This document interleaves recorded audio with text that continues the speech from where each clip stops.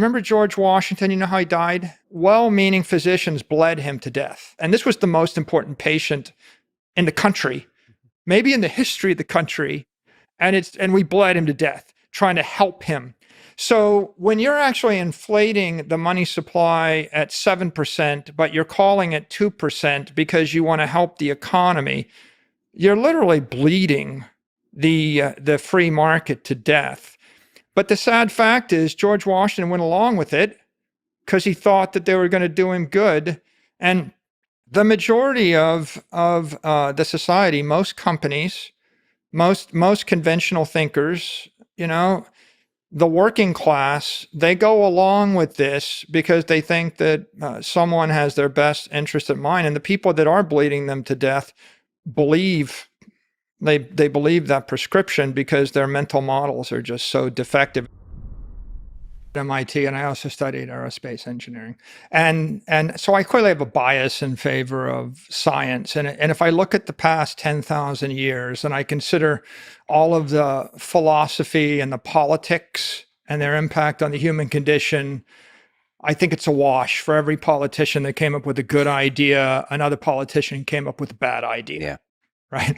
And it's not clear to me that, most of the political and philosophical, contributions to the human race and the human conditions have advanced so much. I mean, we're still taking guidance and admiring Aristotle and Plato and Seneca and the like. And on the other hand, if you think about what has made the human condition better, fire, water, harnessing of wind energy, like try to row across an ocean, right? Not easy. Yeah, the metaphor of human beings leaving shore, sailing across the horizon, risking their lives in pursuit of a better life is an incredibly powerful one.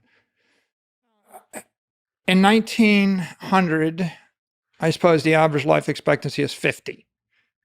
During the Revolutionary War, while our founding fathers were fighting to establish, life, liberty, pursuit of happiness, the Constitution, average life expectancy of like 32, somewhere between 32 and 36. Yeah. So all the sound and the fury doesn't make you live past 32, but what does, right? Antibiotics, conquest of infectious diseases. If we understand the science of infectious disease, sterilizing a knife and harnessing antibiotics gets you from 50 to 70. And that happened fast, right? That happens from 1900 to 1950 or something like that.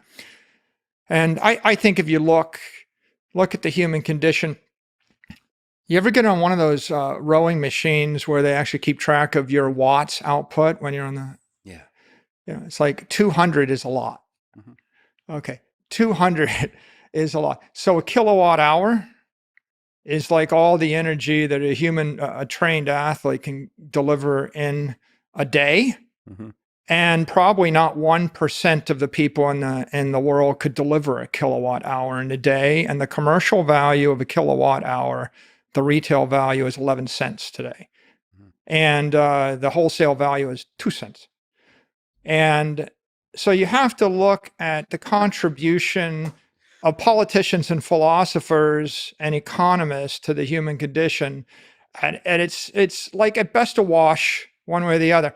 And then if you look at the contribution of John D. Rockefeller, when he delivered you a barrel of oil, and the energy in oil, liquid energy, or the contribution of Tesla, as we delivered electricity, and what's the impact on the human condition if I have electric power, if I have chemical power, if I have wind energy, if I can actually set up a reservoir, create a dam, spin a turbine, and generate energy from a hydraulic source, that's extraordinary, right? And so our ability to cross the ocean, our ability to grow food, our ability to live, it's technology that gets the human race from, a brutal life where life expectancy is 30 to a world where life expectancy is 80. You gave a D minus to the economists. So are they too, like the politicians, a wash in terms of there's good ideas and bad ideas, and that tiny delta between good and bad is how you squeak past the F plus onto the D minus territory? I think most economic ideas are bad ideas. Like Most. take us back to MIT, and you want to solve a fluid dynamics problem. Like design the shape of the hull of that ship, or you want to design an airfoil, a wing, or if you want to design an engine or a nozzle in a rocket ship, you wouldn't do it with simple arithmetic. You wouldn't do it with a scalar. There's not a single number, right? It's vector math. Computational fluid dynamics is n-dimensional, higher level math, complicated stuff. So when an economist says the inflation rate is 2%, that's a scalar. And when an economist says it's not a problem to print more money because the velocity of the money is very low, the monetary velocity is low, that's another scalar. Okay, so the truth of the matter is inflation is not a scalar. Inflation is an n-dimensional vector. Money velocity is not a scalar. Saying what's the velocity of money? Oh, it's slow or it's fast. It ignores the question of what medium is the money moving through. In the same way that, what's the speed of sound? Okay, well, what is sound, right? Sound is a compression wave. It's energy moving through a medium, but the speed is different. So, for example, the speed of sound through air is different than the speed of sound through water, and sound moves faster through water. It moves faster through a solid, and it moves faster through a stiffer solid. So there isn't one. What is the fundamental problem with the way economists reduce the world down to a model? Is it too simple, or is it just even the first principles of constructing the model is wrong? I think that the fundamental problem is if you see the world as a scalar, you simply pick the one number which supports whatever you want to do, and you ignore the universe of other consequences from your behavior.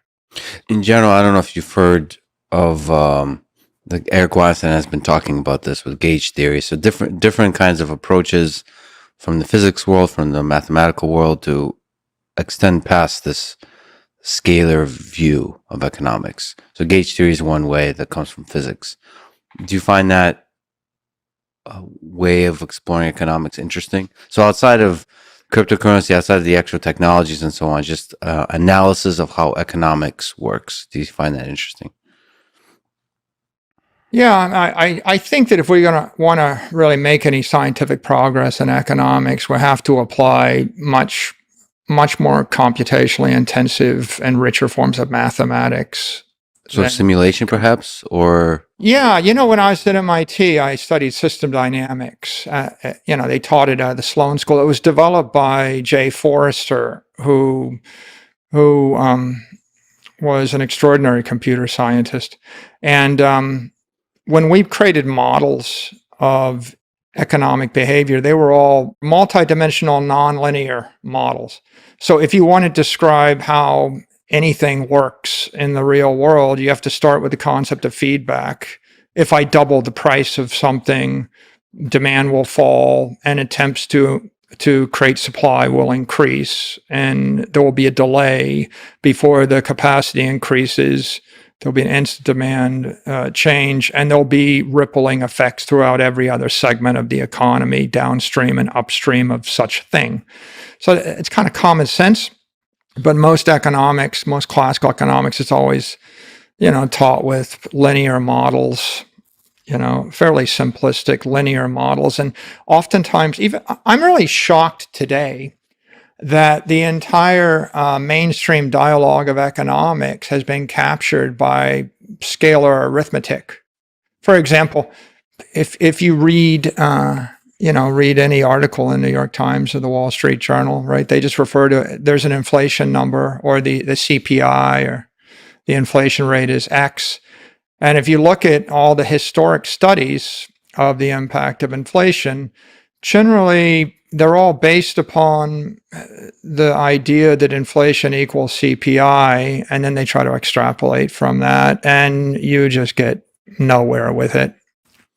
So, at the very least, we should be considering inflation and other economics concept as a nonlinear dynamical system. So, nonlinearity, and also just embracing the full complexity of just how the variables interact, maybe through simulation, maybe have some interesting models around that. Wouldn't it be refreshing if somebody for once published a table of the change in price of every product, every service, and every asset in every place over time?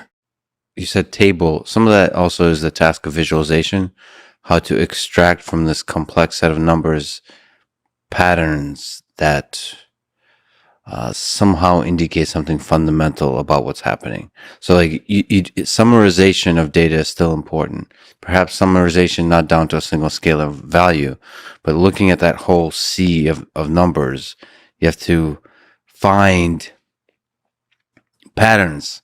Like, what is inflation in a particular sector? What is maybe change over time? Maybe different geographical regions, things of that nature. I think that's kind of, I don't know even what that task is. That's what you could look at machine learning. You can look at AI with that perspective, which is like, how do you represent what's happening as efficiently as possible? That's never going to be a single number, but it might be a compressed model that captures something beautiful, something fundamental about what's happening. It's an opportunity for sure, right? If we take, for example, during the pandemic, the response of the political apparatus was to lower interest rates to zero and to start buying assets, in essence, printing money. And the defense was there's no inflation. Yeah. But of course, you had one part of the economy where it was locked down, so it was illegal to buy anything. Like you couldn't, it was either illegal or it was impractical. So it would be impossible for demand to manifest. So of course there is no inflation. On the other hand, there was instantaneous, immediate inflation in another part of the economy. For example, you lowered the interest rates to zero. At one point, we saw the swap rate on a 30-year note go to 72 basis points. Okay, that means that the value of a long-dated bond immediately inflates. So the bond market had hyperinflation within minutes of these financial decisions. The asset market had hyperinflation. We had what you call a K-shaped recovery, what we affectionately call a K-shaped recovery. Main Street shut down. Wall Street recovered all within 6 weeks. The inflation was in the assets, like in the stocks, in the bonds. If you look today, you see that typical house, according to the Case-Shiller Index today, is up 19.2% year over year. So if you're a first-time home buyer, the inflation rate is 19%. The formal CPI announced is 7.9%. You can pretty much create any inflation rate you want by constructing a market basket, right? A weighted basket of products or services or assets that yield you the answer. I think that, the fundamental failing of economists is first of all, they don't really have a term for asset inflation, right? What's asset hyperinflation? You mentioned bond market, swap rate, and asset is where the majority of the hyperinflation happened. Yeah. What's inflation? What's hyperinflation? What's an asset? What's an asset market? I'm going to ask so many dumb questions. In the conventional economic world, you would treat inflation as the rate of increase in price of a market basket of consumer products, defined by a government agency. So they have traditional things that a regular consumer would be buying. The government selects like toilet paper, food, toaster, refrigerator, electronics, all that kind of stuff, and it's like a representative basket of goods that lead to a content existence on this earth for a regular consumer.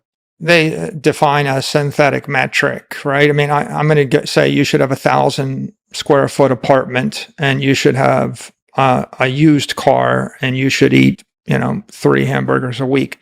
Now, 10 years go by, and the apartment costs more. I could adjust the market basket by they call them hedonic adjustments. I could decide that it used to be in 1970 you needed 1,000 square feet, but in the year 2020 you only need 700 square feet because we've miniaturized televisions and we've got more efficient electric appliances, and because things have collapsed into the iPhone, you just don't need as much space. So now it may be that the apartment costs 50% more, but after the hedonic adjustment, there is no inflation because I just downgraded the expectation of what a normal person should have. So the synthetic nature of the metric allows for manipulation by people in power. Pretty much. I guess my criticism of economists is, rather than embracing inflation based upon its fundamental idea, which is the rate at which the price of things go up, right? They've been captured by mainstream conventional thinking to immediately equate inflation to the government issued CPI or government issued PCE or government issued PPI measure, which was never the rate at which things go up. It's simply the rate at which a synthetic basket of products and services the government wishes to track go up. Now, the problem with that is two big things. One thing is the government gets to create the market basket, and so they keep changing what's in the basket over time. So, I mean, if I said 3 years ago you should go see 10 concerts a year, and the concert tickets now cost $200 each, now it's $2,000 a year to go see concerts. Now I'm in charge of calculating inflation, so I redefine, your entertainment quota for the year to be 8 Netflix streaming concerts, and now they don't cost $2,000; they cost nothing, and there is no inflation, but you don't get your concerts, right? So the problem starts with continually changing the definition of the market basket. But in my opinion, that's not the biggest problem. The more egregious problem is the fundamental idea that assets aren't products or services. Assets can't be inflated. What's an asset? A house, a share of Apple stock, a bond. A Bitcoin is an asset, or a Picasso painting. So, not a consumable good, not an apple that you can eat. Right. If I throw away an asset, then I'm not on the hook to track the inflation rate for it. So what happens if I change the policy such that, let's take the classic example, $1 million bond at a 5% interest rate gives you $50,000 a year in risk-free income. You might retire on $50,000 a year in a low-cost jurisdiction. So the cost of Social Security or early retirement is $1 million when the interest rate is 5%. During the crisis of March of 2020, the interest rate went on a 10-year bond went to 50 basis points. Okay, so now the cost of that bond is $10 million. Okay, the cost of Social Security went from $1 million to $10 million. So if you wanted to work your entire life, save money, and then retire risk-free and live happily ever after on a $50,000 salary, living on a beach in Mexico, wherever you wanted to go, you had hyperinflation. The cost of your aspiration increased by a factor of 10 over the course of, some amount of time. In fact, in that case, that was like over the course of about 12 years, right? As the inflation rate ground down, the asset traded up, but the conventional view is, oh, that's not a problem because it's good that it's good that the bond is highly priced because we own the bond. Or, what's the problem with the inflation rate in housing being 19%? It's an awful problem for a 22-year-old that's starting their first job, that's saving money to buy a house. But it would be characterized as a benefit to society by a conventional economist who would say, well, housing asset values are higher because of interest rate fluctuation, and now the economy's got more wealth. and so that's Right. that's viewed as a benefit.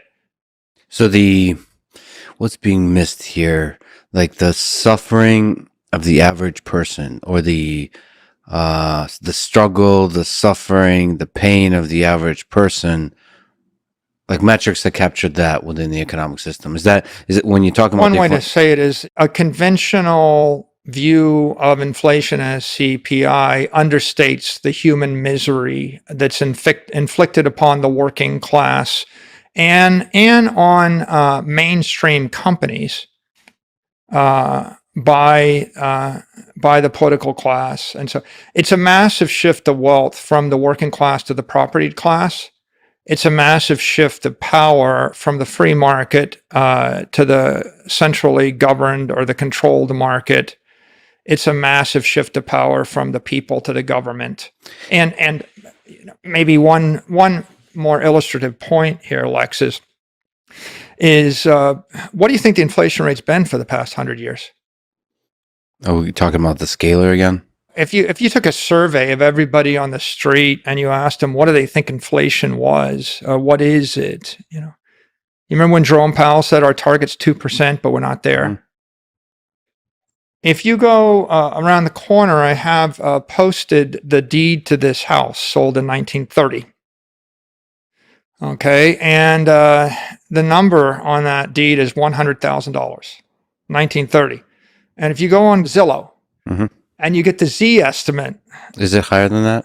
No, $30,500,000. Yeah. So that's 92 years, 1930 or 2022. And in 92 years, we've had 305x increase in price of the house. Now, if you actually back calculate, you come to a conclusion that the inflation rate was approximately 6.5% a year, every year, for 92 years. Okay, and there's nobody in government, no conventional economist that would ever admit to an inflation rate of 7% a year in the US dollar over the last century.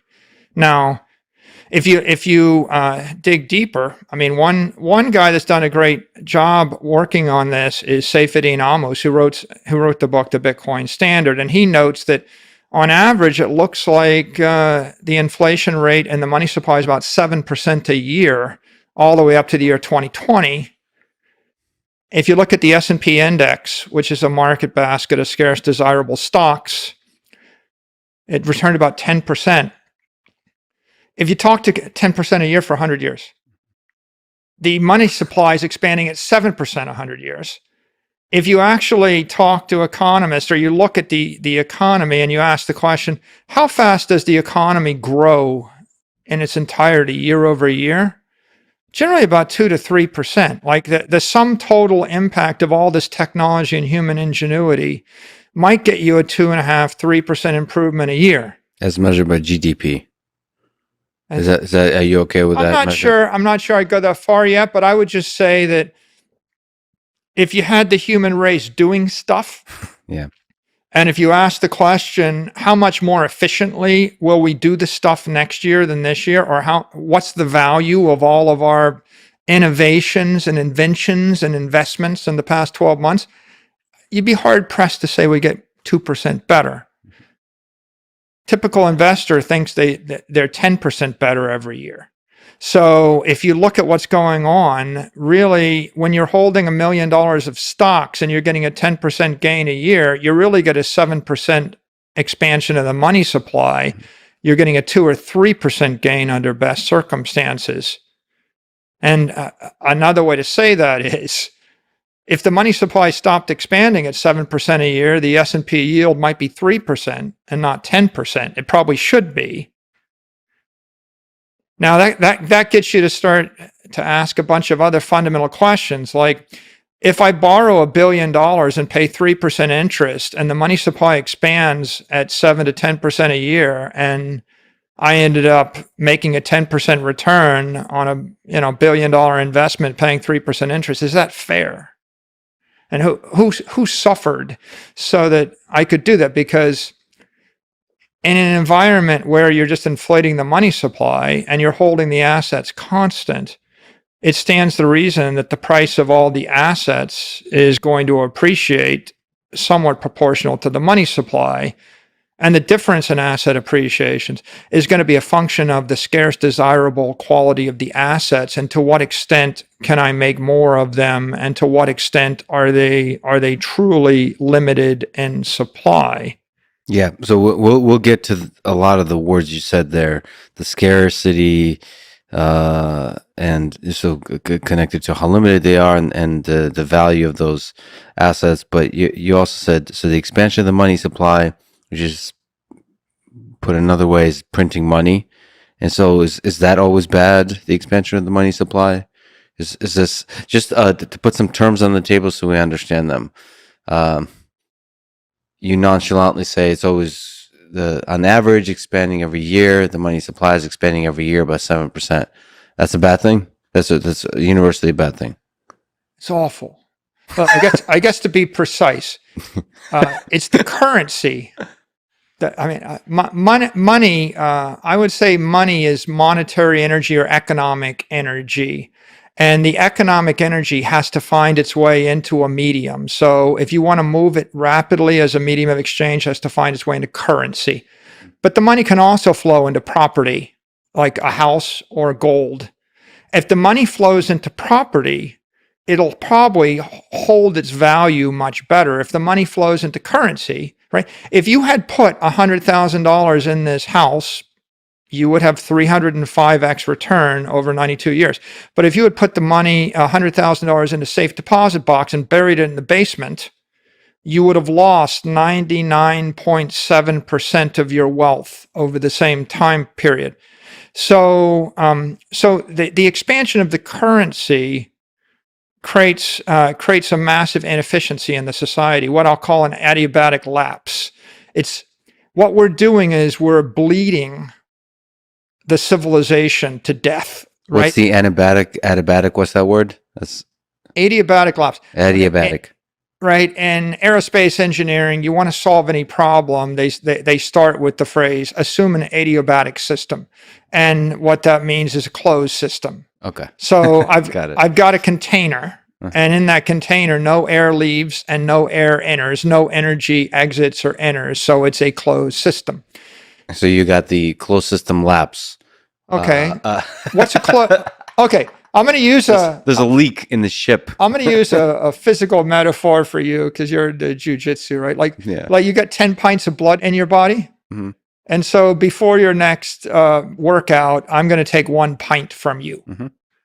Now you're going to go exercise, but you're 1 pint. You've lost 10% of your blood. Okay.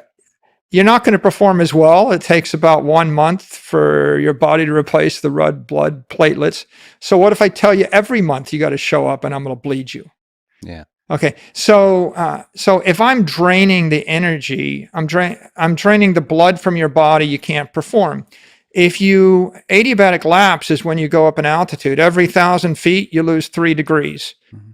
You go 50,000 feet, you're 150 degrees colder than sea level. That's why you look at your instruments and instead of 80 degrees, you're minus 70 degrees. Why is the temperature falling? Temperature's falling because it's not a closed system, it's an open system. As the air expands, the density falls, right? The energy per cubic whatever, falls, and therefore the temperature falls, right? The heat's falling out of the solution. So when you're inflating, let's say you're inflating the currency supply by 6%, you're sucking 6% of the energy out of the fluid that the economy is using to function. So the currency, this kind of ocean of currency, that's a nice way for the economy to function. It's the most kind of it's being inefficient when you expand the money supply, but it's the liquid. I'm trying to find the right kind of adjective here. It's how you do transactions at a scale of billions. Currency is the asset we use to move monetary energy around, and you could use the dollar, or you could use the peso, or you could use the bolivar. Selling houses and buying houses is much more inefficient, or like you can't transact between billions of people with houses. yeah, properties don't make such good mediums of exchange. They make better stores of value, and they have utility value if it's a ship or a house or a plane or a bushel of corn, right? Can I zoom out just for? Yeah. Can we zoom out? Keep zooming out until we reach the origin of human civilization. But on the way, ask. You gave economists a D minus. I'm not even going to ask you what you give to governments. Do you think their failure, economists and government failure, is malevolence or incompetence? I think policymakers are well intentioned, but generally all government policy is inflationary, and it's inflammatory and inflationary. So what I mean by that is, when you have a policy pursuing supply chain independence, if you have an energy policy, if you have a labor policy, if you have a trade policy, if you have any kind of foreign policy, a domestic policy, a manufacturing policy, every one of these, a medical policy, every one of these policies interferes with the free market and generally prevents some rational actor from doing it in a cheaper, more efficient way. So when you layer them on top of each other, they all have to be paid for. If you want to shut down the entire economy for a year, you have to pay for it, right? If you want to fight a war, you have to pay for it, right? If you don't want to use oil or natural gas, you have to pay for it. If you don't want to manufacture semiconductors in China and you want to manufacture them in the US, you got to pay for it. If I rebuild the entire supply chain in Pennsylvania and I hire a bunch of employees and then I unionize the employees, then not only am I idle the factory in the Far East, it goes to 50% capacity. So whatever it sells, it has to raise the price on. And then I drive up the cost of labor for every other manufacturer in the US because I'm competing against them, right? I'm changing the conditions. So everything gets less efficient, everything gets more expensive. And of course, the government couldn't really pay for its policies and its wars with taxes. We didn't pay for World War I with tax. We didn't pay for World War II with tax. We didn't pay for Vietnam with tax. In fact, when you trace this, what you realize is the government never pays for all of its policies with tax. Because it's too painful to ask to raise the taxes to truly, transparently pay for the things you're doing with taxes, with taxpayer money, because they feel the pain. That's one interpretation, or it's just too transparent. If people understood the true cost of war, they wouldn't want to go to war. If you were told that you would lose 95% of your assets, and 90% of everything you will be taken from you, you might reprioritize your thought about a given policy, and you might not vote for that politician. But you're still saying incompetence, not malevolence. So fundamentally, government creates a bureaucracy of incompetence, is kind of how you look at it. I think a lack of humility, right? Like if people had more humility, then they would realize humility about how little they know, how little they understand about the function of complex systems. There's a phrase from Clint Eastwood's movie Unforgiven where he says a man's got to know his limitations. I think that a lot of people overestimate what they can accomplish, and experience in life causes you to reevaluate that. So I've done a lot of things in my life, and generally my mistakes were always my good ideas that I enthusiastically pursued, to the detriment of my great ideas that required 150% of my attention to prosper. So I think people pursue too many good ideas. They all sound good, but there's just a limit to what you can accomplish. And everybody underestimates the challenges of implementing an idea, right? And they always overestimate the benefits of the pursuit of that. And so I think it's an overconfidence that causes an overexuberance in pursuit of policies. And as the ambition of the government expands, so must the currency supply. well, I could say the money supply, but let's say the currency supply. You can triple the number of pesos in the economy, but it doesn't triple the amount of manufacturing capacity in the said economy. And it doesn't triple the amount of assets in the economy. It just triples the pesos. So as you increase the currency supply, then the price of all those scarce, desirable things will tend to go up rapidly. And the confidence of all of the institutions, the corporations, and the individual actors and trading partners will collapse. If we take a tangent on a tangent, and we will return soon to the big human civilization question. So if government naturally wants to buy stuff it can't afford, what's the best form of government?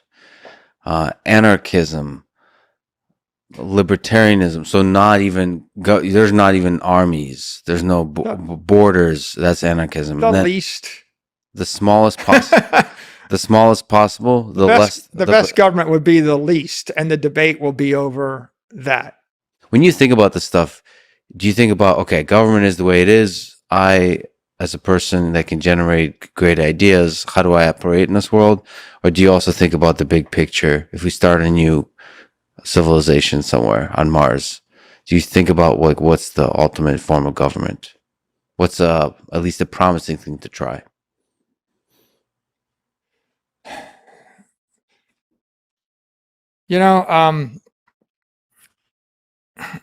I have laser eyes on my profile on Twitter, Lex. What does that mean? And the significance of laser eyes is to focus on the thing that can make a difference. Yes.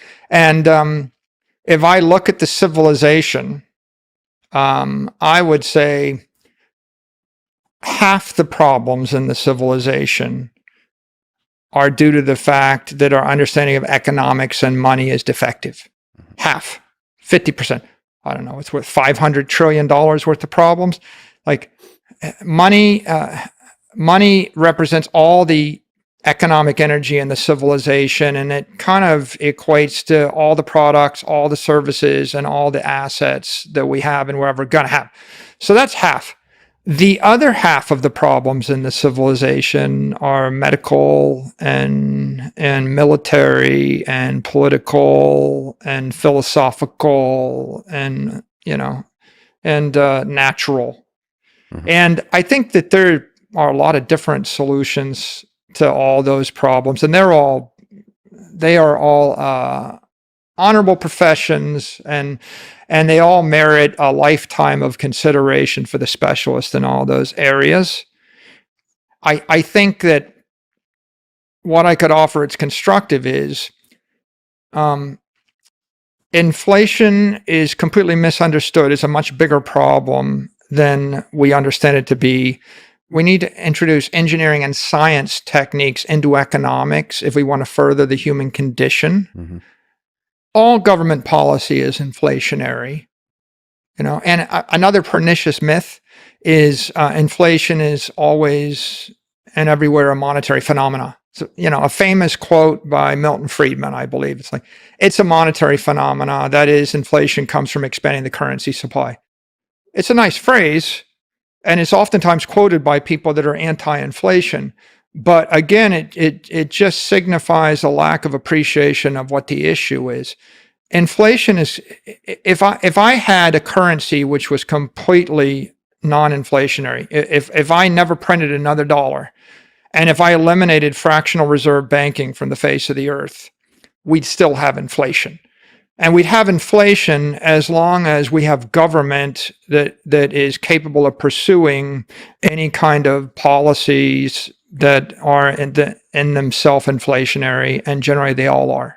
So in general, inflationary is the big characteristic of human nature, that governments, collection of groups that have power over others and allocate other people's resources, will try to, intentionally or not, hide the costs of those allocations, like in some tricky ways, whatever the options ever available. hiding the cost is like the tertiary thing. Like the primary goal is the government will attempt to do good, right? And That's the primary problem. they will attempt to do good, and they will do it. They will do good imperfectly, and they will create oftentimes as much damage, more damage than the good they do. Most government policy will be iatrogenic. It will create more harm than good in the pursuit of it. But it is what it is. The secondary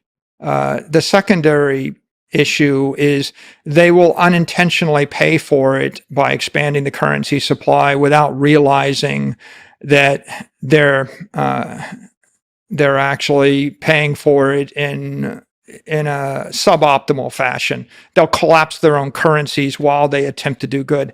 The tertiary issue is they will mismeasure how badly they're collapsing the currency. So, for example, if you go to the Bureau of Labor Statistics, and look at the numbers printed by the Fed, they'll say, oh, it looks like the dollar has lost 95% of its purchasing power over 100 years.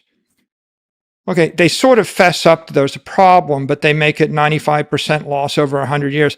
What they don't do is realize it's a 99.7% loss over 80 years. So they will mismeasure just the horrific extent of the monetary policy in pursuit of the foreign policy and the domestic policy, which they overestimate their budget and their means to accomplish their ends, and they underestimate the cost, and they're oblivious to the horrific damage that they do to the civilization, because the mental models that they use that are conventionally taught are wrong, right? The mental model that, like, it's okay, we can print all this money because the velocity of the money is low, right? Because money velocity is a scalar and inflation is the scalar, and we don't see 2% inflation yet, and the money velocity is low, and so it's okay if we print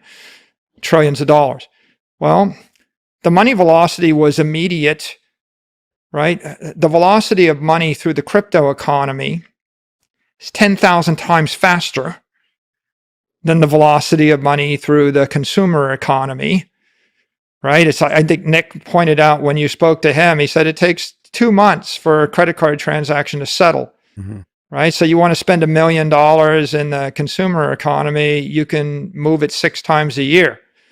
You put $1 million into gold will sit in a vault for a decade. Okay, so the velocity of money through gold is 0.1. You put the money in the stock market and you can trade it once a week. The settlement is T plus 2. Maybe you get to 2-to-1 leverage. You might get to a money velocity of 100 a year in the stock market.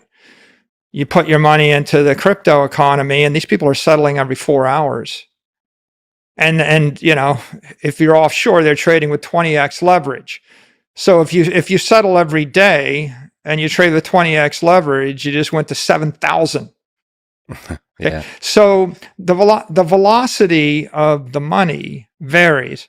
I think the politicians, they don't really understand inflation, and they don't understand economics, but you can't blame them, because the economists don't understand economics, because if they did, they would be creating multivariate computer simulations where they actually put in the price of every piece of housing in every city in the world, the full array of foods and the full array of products and the full array of assets. And then on a monthly basis, they would publish all those results. And that's a high bandwidth requirement. And I think that people don't really want to embrace it. And also, there's the most pernicious thing.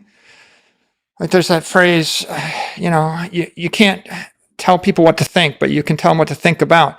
The most pernicious thing is I get you to misunderstand the phenomena, so that even when it's happening to you, you don't appreciate that it's a bad thing and you think it's a good thing. So if housing prices are going up 20% year over year, and I say this is great for the American public because most of them are homeowners, then I've misrepresented a phenomena. Inflation is 20%. not 7%. And then I misrepresented it as being a positive rather than a negative.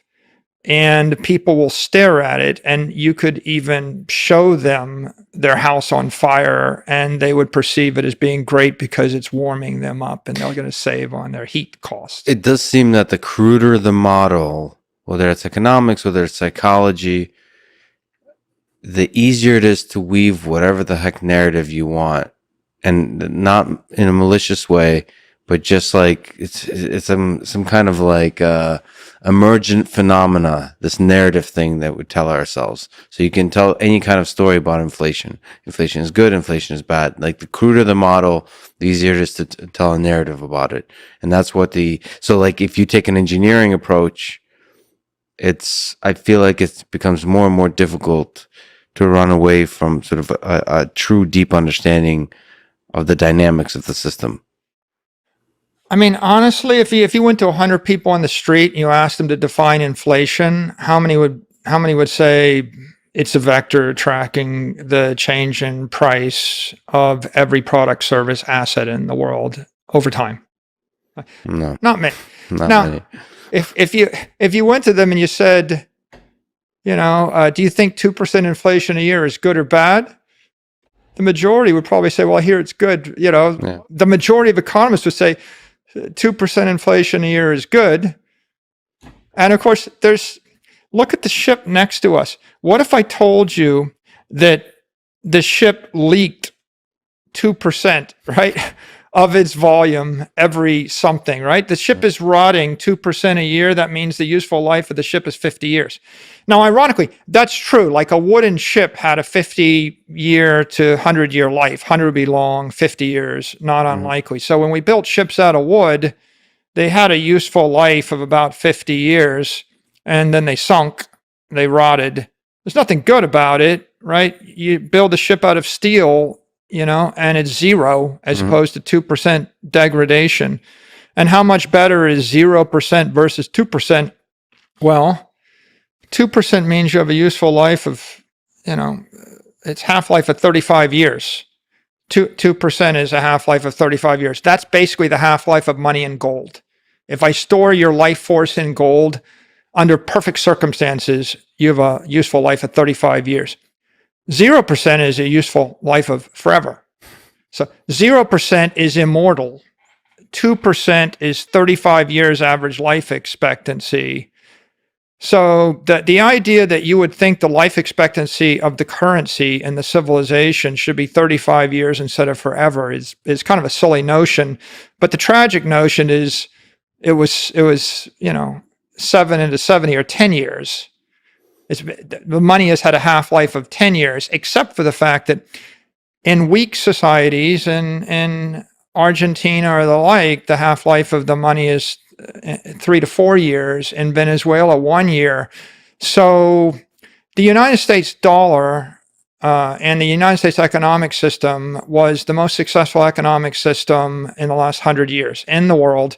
We won every war. We were the world superpower. Our currency lost 99.7% of its value. And that means, horrifically, every other currency lost everything. Right. In essence, the other ones were 99.9, except for most that were 100% because they all completely failed. And you've got a mainstream economic community, that thinks that inflation is a number and 2% is desirable.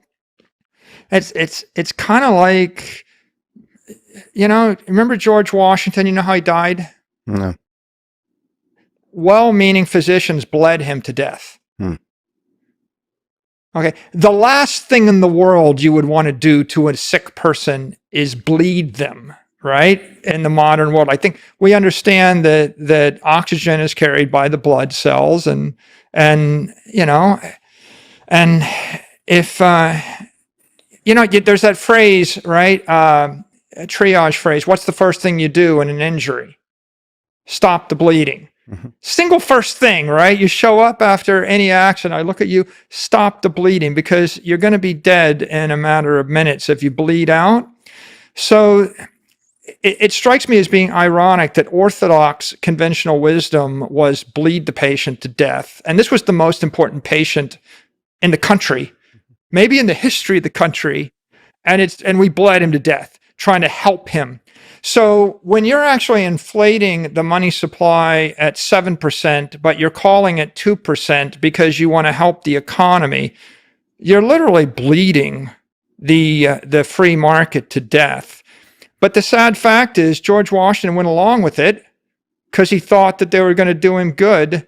And the majority of the society, most companies, most conventional thinkers, the working class, they go along with this because they think that someone has their best interest in mind. And the people that are bleeding them to death believe they believe that prescription because their mental models are just so defective, and their understanding of energy and engineering and the economics that are at play is crippled by these mental models. But that's both the bug and the feature of human civilization, that ideas take hold, they unite us, we believe in them, and we make a lot of cool stuff happen as an average sort of just the fact of the matter. A lot of people believe the same thing. They get together and they get some shit done because they believe that thing. And then some ideas can be really bad and really destructive, but on average, the ideas seem to be progressing in the direction of good. Let me just step back. What the hell are we doing here, us humans on this earth? How do you think of humans? How special are humans? How did human civilization originate on this earth? And what is this human project that we're all taking on?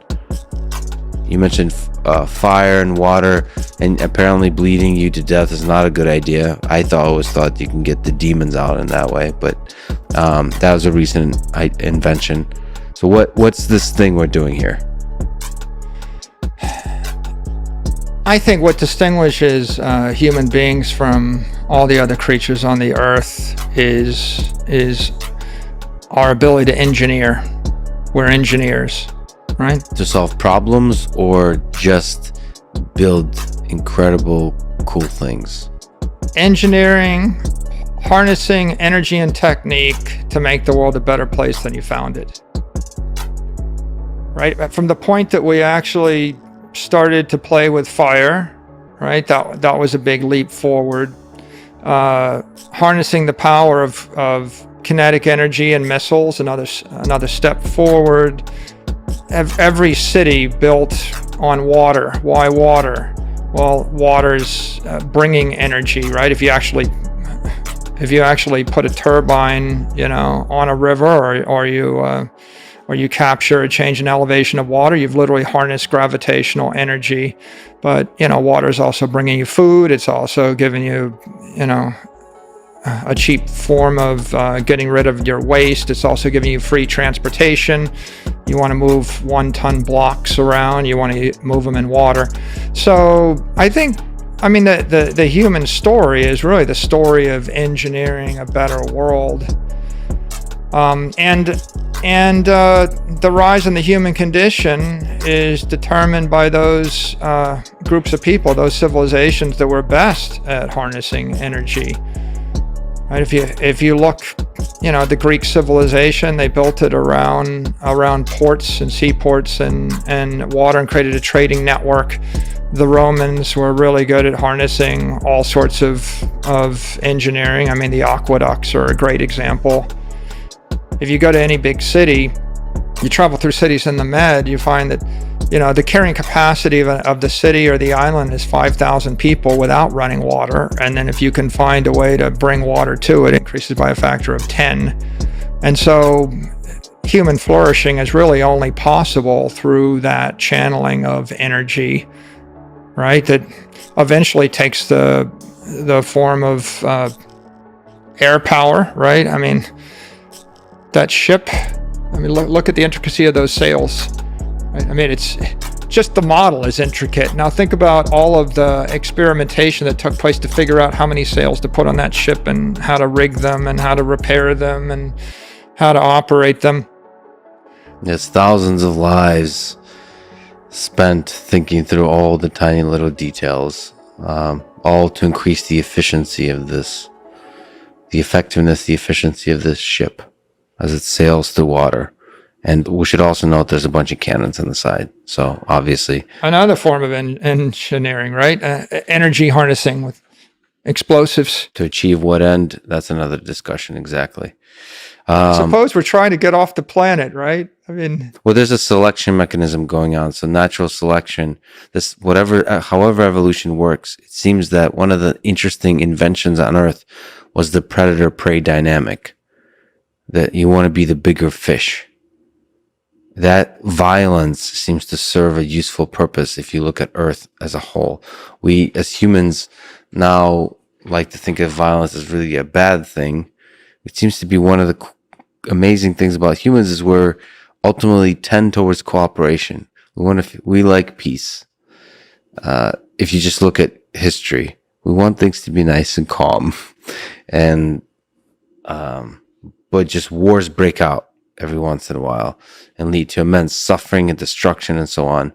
And they have a kind of like resetting the palette effect. It's one that's full of just immeasurable human suffering, but it's like a way to start over. we're clearly the apex predator on the planet.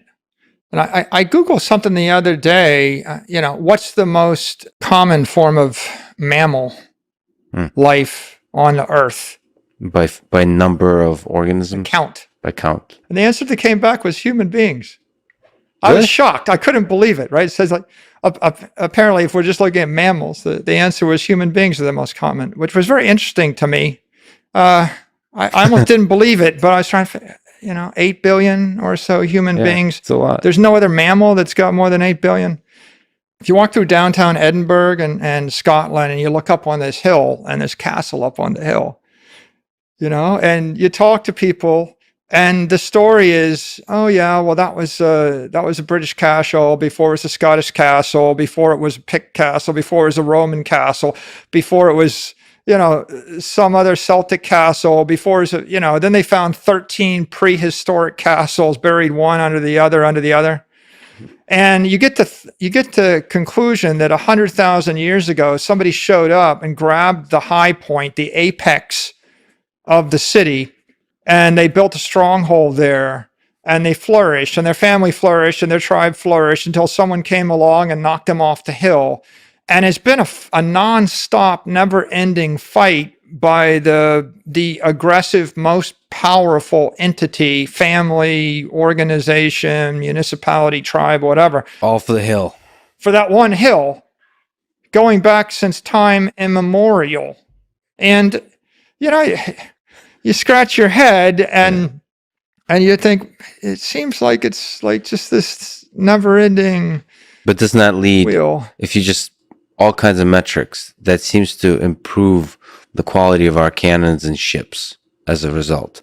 Like, it seems that war, just like your laser eyes, focuses the mind on the engineering tasks. It is that. And it does remind you that the winner is always the most powerful. And we throw that phrase out, but no one thinks about what that phrase means. Like who's the most powerful, or the most powerful side won, but they don't think about it. And they think about power, energy delivered in a period of time. And then you think a guy with a spear is more powerful than someone with their fist, and someone with a bow and arrow is more powerful than the person with the spear. And then you realize that somebody with bronze is more powerful than without, and steel is more powerful than bronze. And if you look at the Romans, they persevered, with artillery, and they could stand off from 800 meters and blast you to smithereens, right? You study the history of the Balearic slingers, right? And, you think we invented bullets, but they invented bullets to put in slings thousands of years ago. They could have stood off 500 meters and put a hole in your head, right? And so there was never a time when humanity wasn't vying to come up with an asymmetric form of projecting their own power via technology. And absolute power is when a leader is able to control a large amount of humans that are facing the same direction, working in the same direction to leverage energy. The most organized society wins. Yeah. When the Romans were dominating everybody, they were the most organized civilization in Europe, and as long as they stayed organized, they dominated. And at some point, they overexpanded and got disorganized, and they collapsed. And I guess you could say that the struggle of the human condition, it catalyzes the development of new technologies one after the other. It penalizes anybody that rejects ocean power, right, gets penalized. You reject artillery, you get penalized. You reject atomic power, you get penalized. If you reject digital power, cyber power, you get penalized. And the underlying control of the property keeps shifting hands from one institution or one government to another based upon how rationally they're able to channel that energy and how well organized or coordinated they are. Well, that's a really interesting thing about both the human mind and governments, that once they get a few good, and companies, once they get a few good ideas, they seem to stick with them. They reject new ideas. It's almost, whether that's emergent or however that evolved, it seems to have a really interesting effect, because when you're young, you fight for the new ideas. You push them through. Then a few of us humans find success. Then we get complacent. We take over the world using that new idea.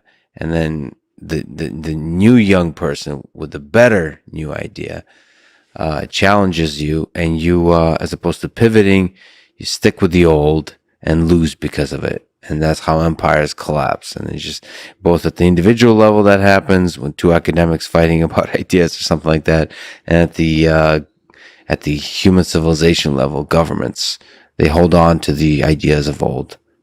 It's fascinating. Yeah, an ever persistent theme in the history of science is the paradigm shift, and the paradigms shift when the old guard dies and a new generation arrives.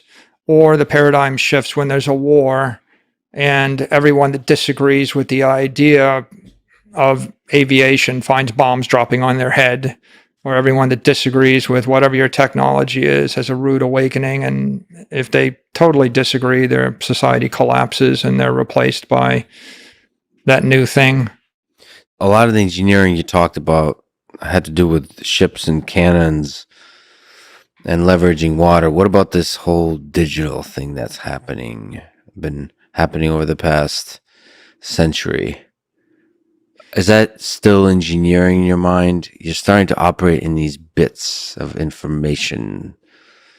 I think there's two big ideas. The first wave of ideas were digital information, and that was the internet wave, been running since 1990 or so, for 30 years. And the second wave is digital energy.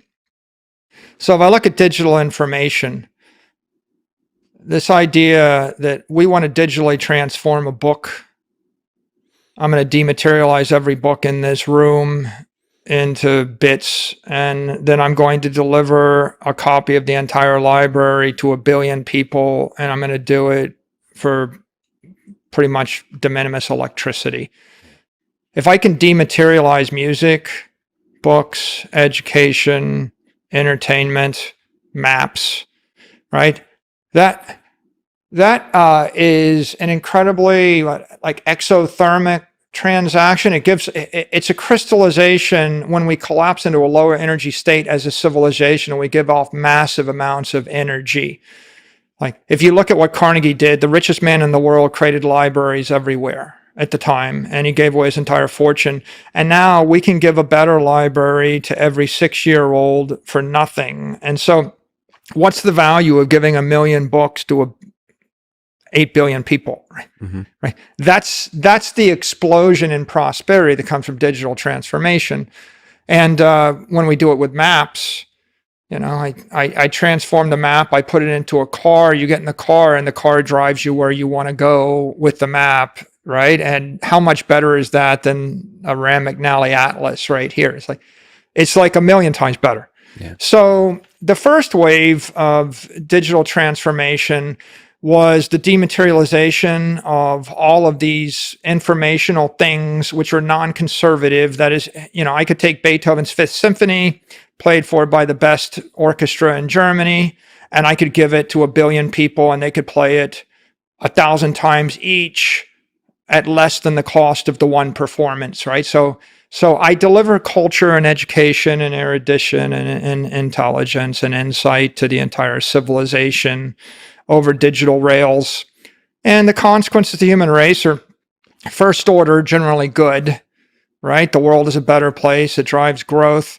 And you create these trillion-dollar entities like Apple and Amazon and Facebook and Google and Microsoft, right? That is the first wave. The second wave. Do you mind? I'm sorry to interrupt, but that first wave, it feels like the impact that's positive. You said the first order impact is generally positive. It feels like it's positive in a way that nothing else in history has been positive.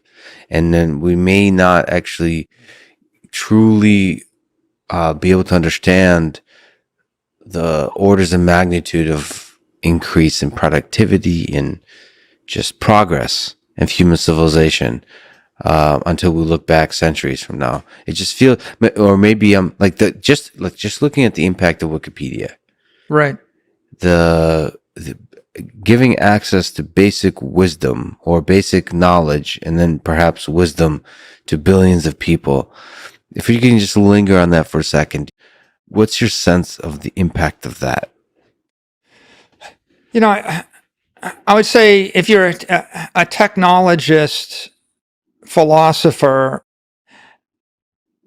the impact of a technology is so much greater on the civilization and the human condition than a non-technology that it's almost not worth your trouble to bother trying to fix things a conventional way. So let's take an example. I have a foundation, the Saylor Academy, and the Saylor Academy gives away free education, free college education to anybody on earth that wants it. And we've had more than 1 million students.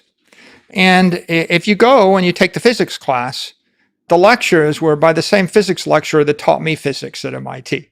Except when I was at MIT, the cost of the first 4 weeks of MIT would have drained my family's collective life savings for the last 100 years. Yep.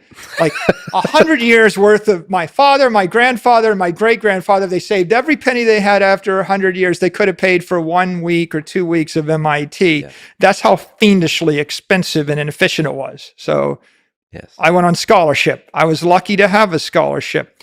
But on the other hand, I sat in the back of the 801 lecture hall and I was like right up in the rafters. It's an awful experience on these like uncomfortable wooden benches and you can barely see the blackboard and you got to be there synchronously. And the stuff we upload, you can start it and stop it and watch it on your iPad or watch it on your computer and rewind it multiple times and sit in a comfortable chair and you can do it from anywhere on earth and it's absolutely free. So I think about this and I think, you want to improve the human condition? You need people with postgraduate level education. You need PhDs. And I know this sounds kind of elitist, but you want to cure cancer and, you want to go to the stars, fusion drive. We need new propulsion, right? We need extraordinary breakthroughs in every area of basic science, be it biology or propulsion or materials science or computer science. You're not doing that with an undergraduate degree. You're certainly not doing it with a high school education. But the cost of a PhD is like $1 million. There's like 10 million PhDs in the world. If you check it out, there's 8 billion people in the world. How many people could get a PhD or would want to? Maybe not 8 billion, but 1 billion, 500 million. Let's just say 500 million to 1 billion. How do you go from 10 million to 1 billion highly educated people, all of them specializing and I don't have to tell you how many different fields of human endeavor there are. I mean, your life is interviewing these experts, and there's so many, right? It's amazing. So how do I give a multi-million-dollar education to 1 billion people? And there's two choices. You can either endow a scholarship, in which case you pay $75,000 a year. Okay, 75,000. Let's pay $1 million and $1 million a person. I can do it that way. Mm-hmm. And you're never, even if you had $1 trillion, if you had $10 trillion to throw at the problem, and we've just thrown $10 trillion at certain problems, you don't solve the problem. Right? If I put $10 trillion on the table and I said, educate everybody, give them all a PhD, you still wouldn't solve the problem. Harvard University can't educate 18,000 people simultaneously, or 87,000 or 800,000 or 8 million. So you have to dematerialize the professor and dematerialize the experience. So you put it all as streaming, on-demand, computer-generated education. And you create simulations where you need to create simulations, and you upload it. It's like the human condition is being held back by 500,000 well-meaning average algebra teachers. I love them. I mean, please don't take offense if you're an algebra teacher, but instead of 500,000 algebra teachers going through the same motion over and over again, what you need is like 1 or 5 or 10 really good algebra teachers, and they need to do it 1 billion times a day or 1 billion times a year for free. And if we do that, there's no reason why you can't give infinite education, certainly in science, technology, engineering, and math, right? Infinite education to everybody with no constraint. And I think the same is true, right, with just about every other thing. If you want to bring joy to the world, you need digital music. If you want to bring, enlightenment to the world, you need digital education. If you want to bring anything of consequence in the world, you got to digitally transform it, and then you got to manufacture it something like 100 times more efficiently as a start, but 1 million times more efficiently is probably that's hopeful. Maybe you have a chance. And if you look at all of these space endeavors and everything we're thinking about, getting to Mars, getting off the planet, getting to other worlds, number one thing you got to do is you got to make a fundamental breakthrough in an engine. People dreamed about flying for thousands of years, but until the internal combustion engine, you didn't have enough energy, enough power in a light enough package in order to solve the problem. And the human race has all sorts of those fundamental engines and materials and techniques that we need to master. And each one of them is a lifetime of experimentation of someone capable of making a seminal contribution to the body of human knowledge. There are certain problems like education that could be solved through this process of dematerialization. And by the way, to give props to the 500K algebra teachers, when I look at YouTube, for example, one possible approach is each one of those 500,000 teachers probably had days and moments of brilliance. And if they had the ability to contribute to in the natural selection process, like the market of education, where the best ones rise up. That's a really interesting way, which is like the best day of your life, the best lesson you've ever taught could be found and sort of broadcast to billions of people. So all of those kinds of ideas can be made real in the digital world. Now, traveling across planets, you still can't solve that problem with dematerialization. What you could solve potentially is dematerializing the human brain, where you can transfer, like you don't need to have astronauts on the ship. You can have a floppy disk carrying a human brain. Touching on those points, you'd love for the 500,000 algebra teachers to become 500,000 math specialists, and maybe they clump into 50,000 specialties as teams, and they all pursue 50,000 new problems, and they put their algebra teaching on autopilot. Yeah. That's the same. Yes. That's the same as when I give you 11 cents worth of electricity, and you don't have to row a boat 8 hours a day before you can eat. Right? Yes. It would be a lot better, that you would pay for your food in the first 8 seconds of your day, and then you could start thinking about other things, right? With regard to technology, one thing that I learned studying technology when you look at S curves is until you start the S curve, you don't know whether you're 100 years from viability, 1,000 years from viability, or a few months from viability. Mm-hmm. So, isn't that fun? That's so fun. The early part of the S curve is so fun because you don't know. In 1900, you could have got any number of learned academics to give you 10,000 reasons why humans will never fly. Yeah. Right? And in 1903, the Wright brothers flew. And by 1969, we're walking on the moon. So the advance that we made in that field was extraordinary. But for the 100 years and 200 years before, they were just back and forth and nobody was close. And that's the happy part.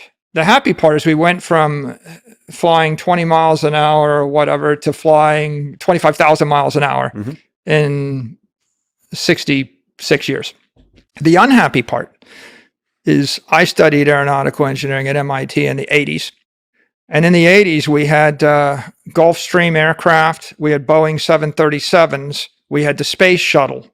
And you fast forward 40 years, and we pretty much had the same exact aircraft. The efficiency of the engines was 20, 30% more. Yeah. Right?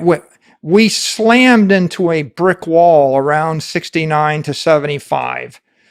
Like, in fact, the Global Express, the Gulfstream, these were all engineered in the 70s, some in the 60s. The fuselage silhouette of a Gulfstream, of a G5, was the same shape as a G4, is the same shape as a G3, is the same shape as a G2. And that's because they were afraid to change the shape for 40 years because they worked it out in a wind tunnel. They knew it worked. And when they finally decided to change the shape, it was like a $10 billion exercise with modern supercomputers and computational fluid dynamics. Why was it so hard? What is that wall made of that you slammed into? The right question is, so why does a guy that went to MIT that got an aeronautical engineering degree spend his career in software?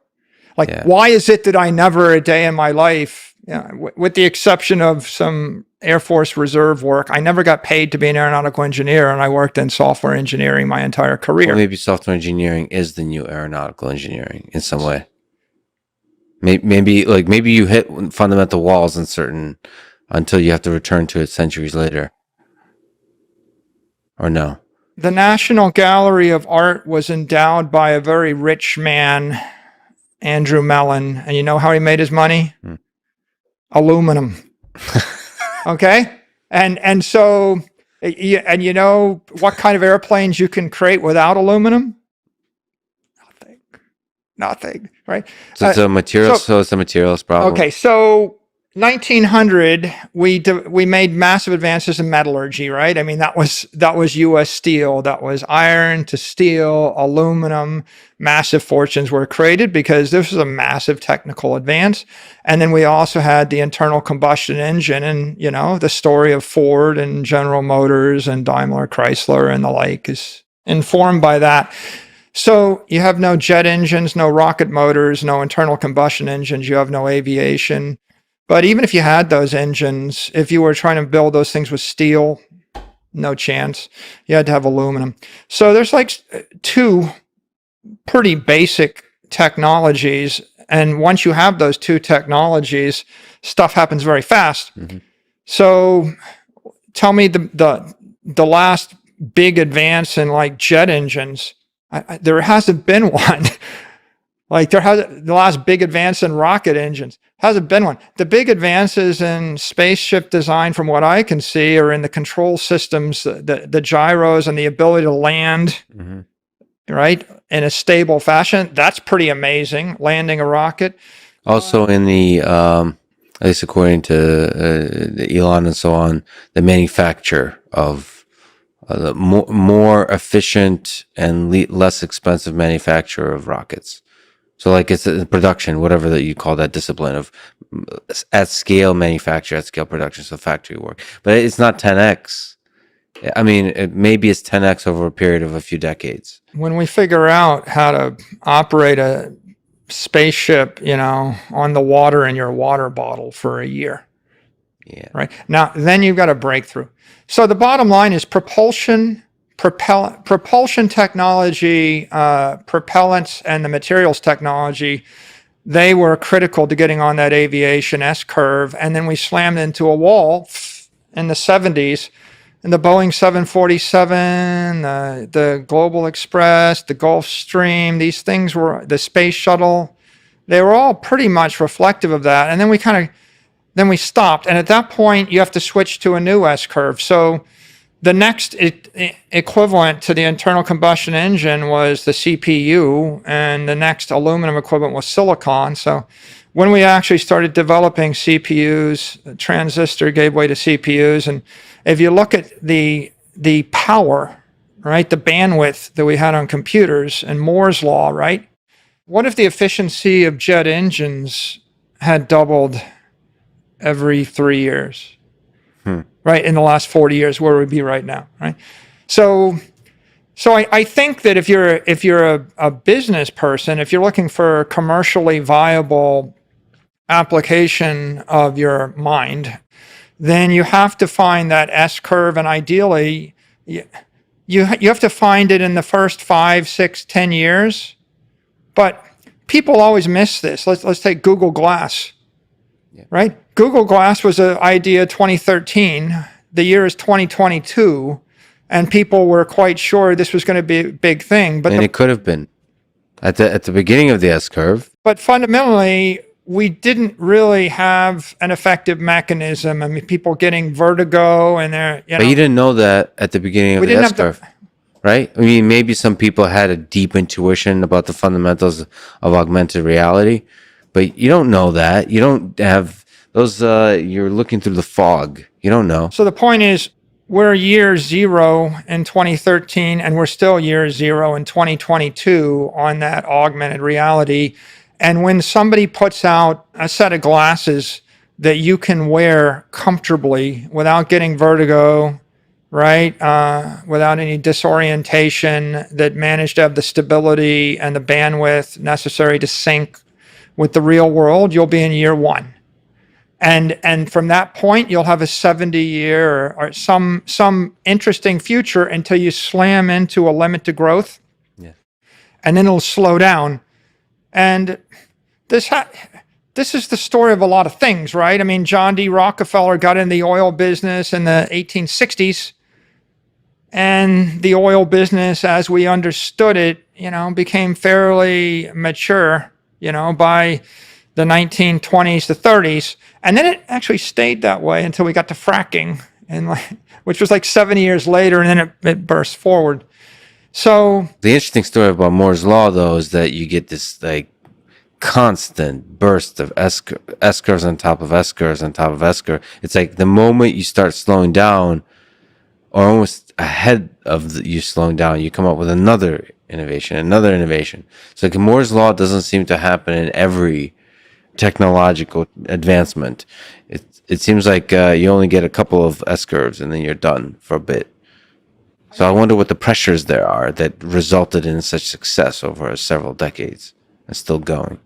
Humility dictates that nobody knows when the S curve kicks off, and you could be 20 years early or 100 years early.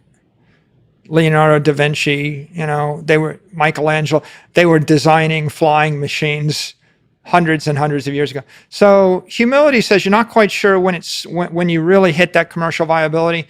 And it also dictates you don't know when it ends. Like, when will the party stop? When will Moore's law stop and we'll get to the point where there are exponentially diminishing returns on silicon performance?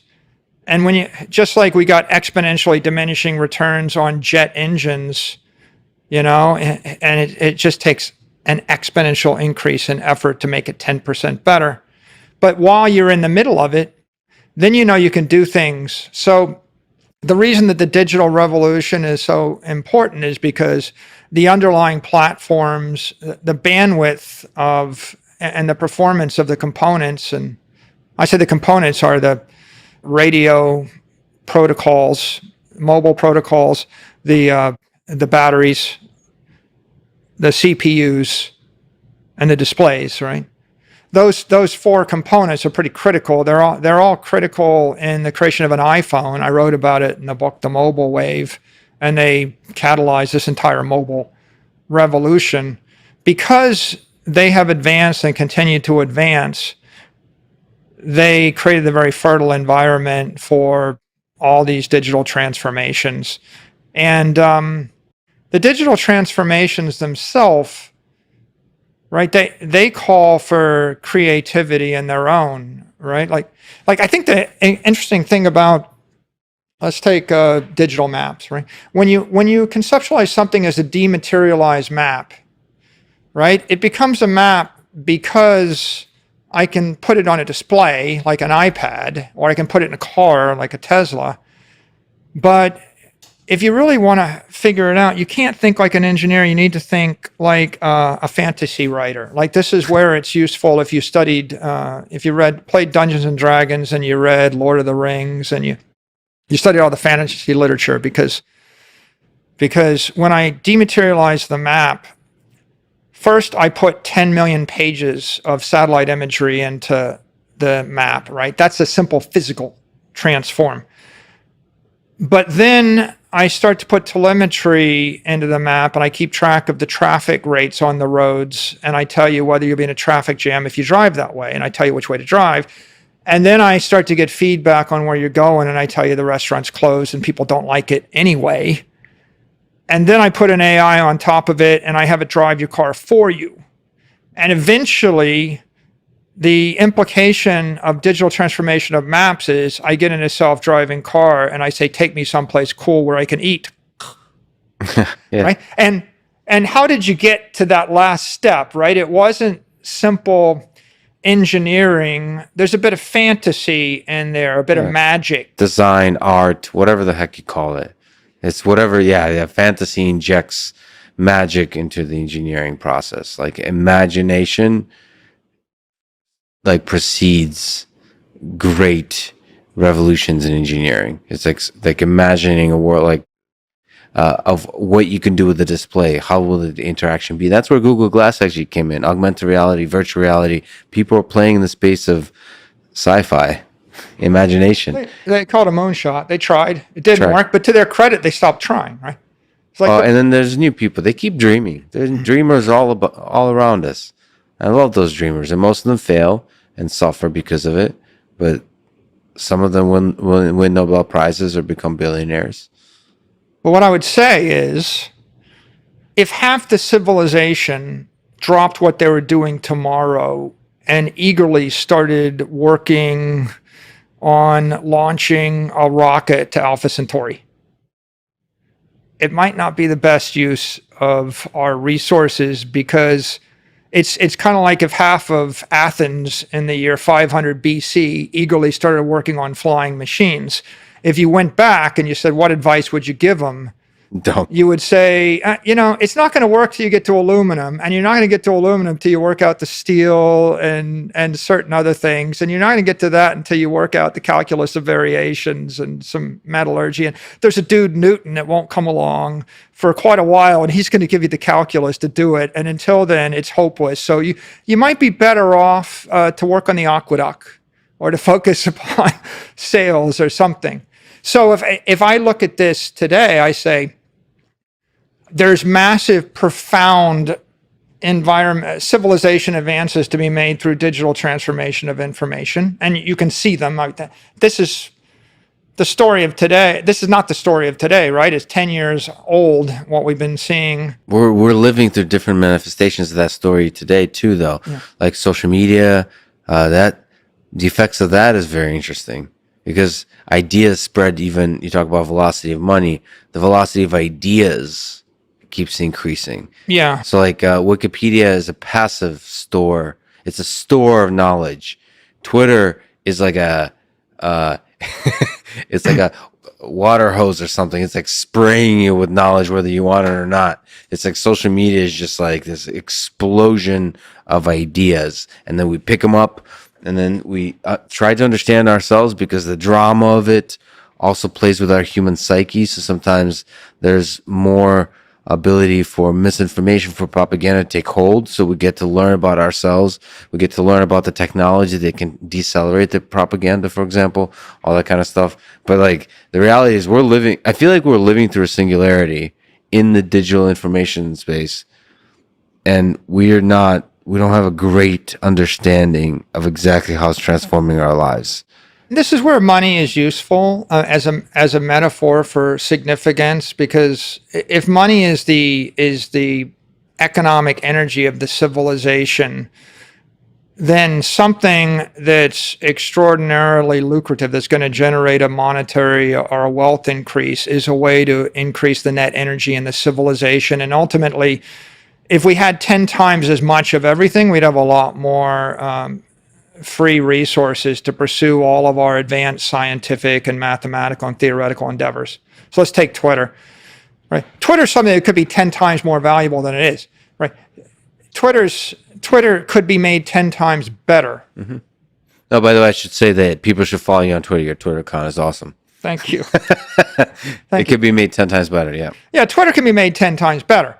If we take YouTube or take education, we could generate 1 billion PhDs. And the question is, do you need any profound breakthrough in materials or technology to do that? And the answer is not really. Right? So if you want to, you could make Apple, Amazon, Facebook, Google, Twitter, all these things better. The United States government, if they took 1% of the money they spend on the Department of Education and they simply poured it into digital education and they gave degrees to people that actually met those requirements, they could provide 100x as much education for 1/100th of the cost, and they could do it with no new technology. That's a marketing and political challenge. So I don't think every objective is equally practical.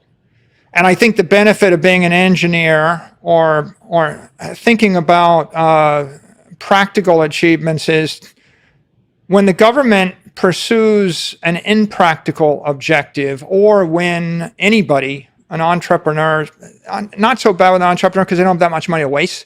When a government pursues an impractical objective, they squander trillions and trillions of dollars and achieve nothing.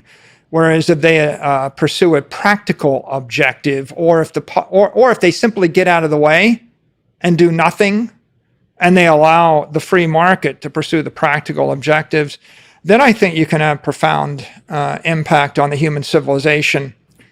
And if I look at the world we're in today, I think that there are multi-trillion, 10, 20, 50 trillion dollars worth of opportunities in the digital information realm yet to be obtained.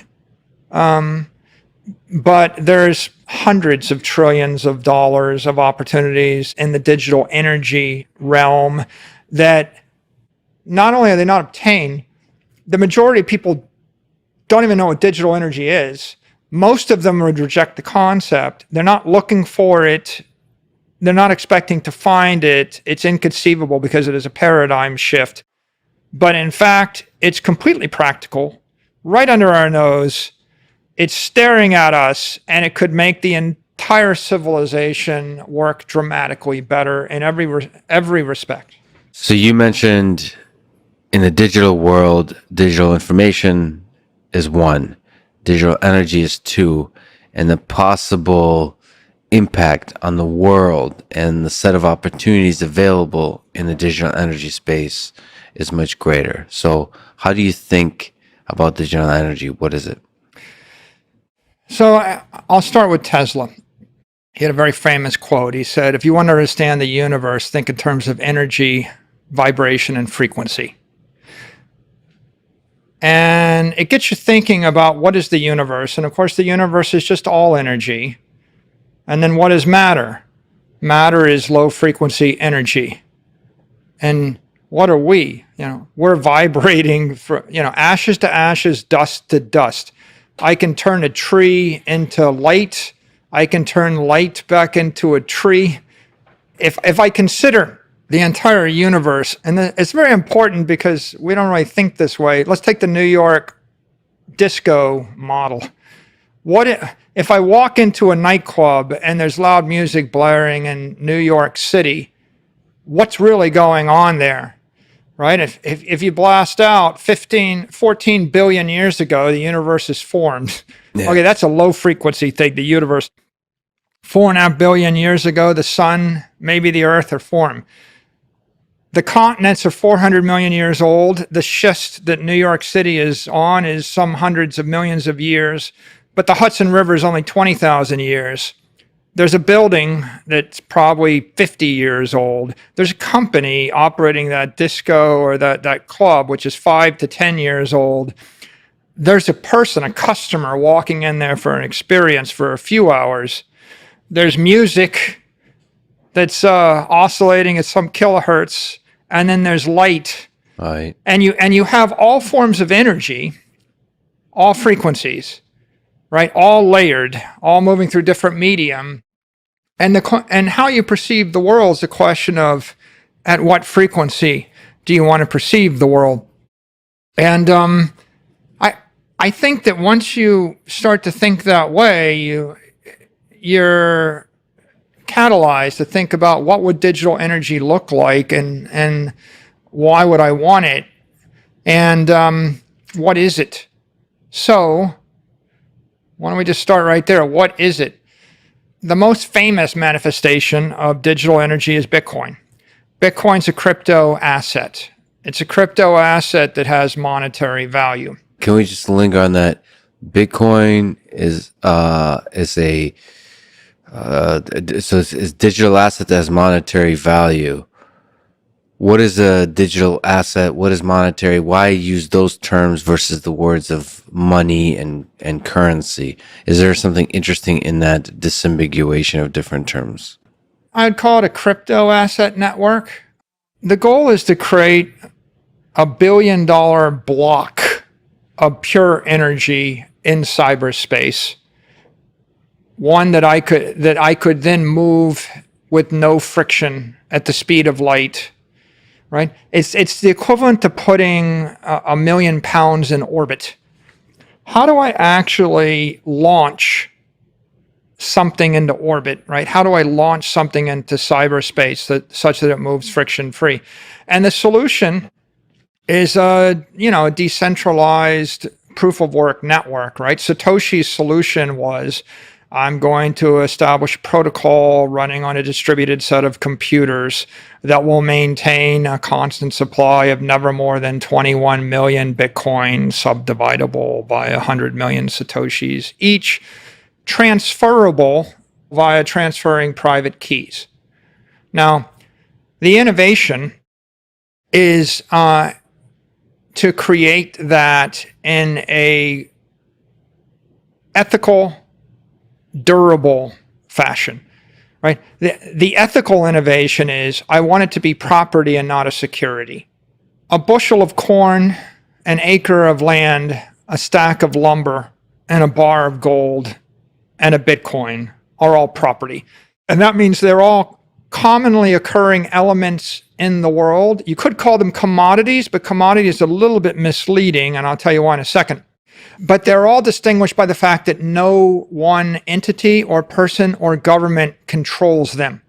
If you have a barrel of oil and you're in Ukraine versus Russia versus Saudi Arabia versus the US, you have a barrel of oil. right? And it doesn't matter what the premier in Japan or the mayor of Miami Beach thinks about your barrel. They cannot wave their hand and make it not a barrel of oil or a cord of wood, right? And so property is just a naturally occurring element in the universe, right?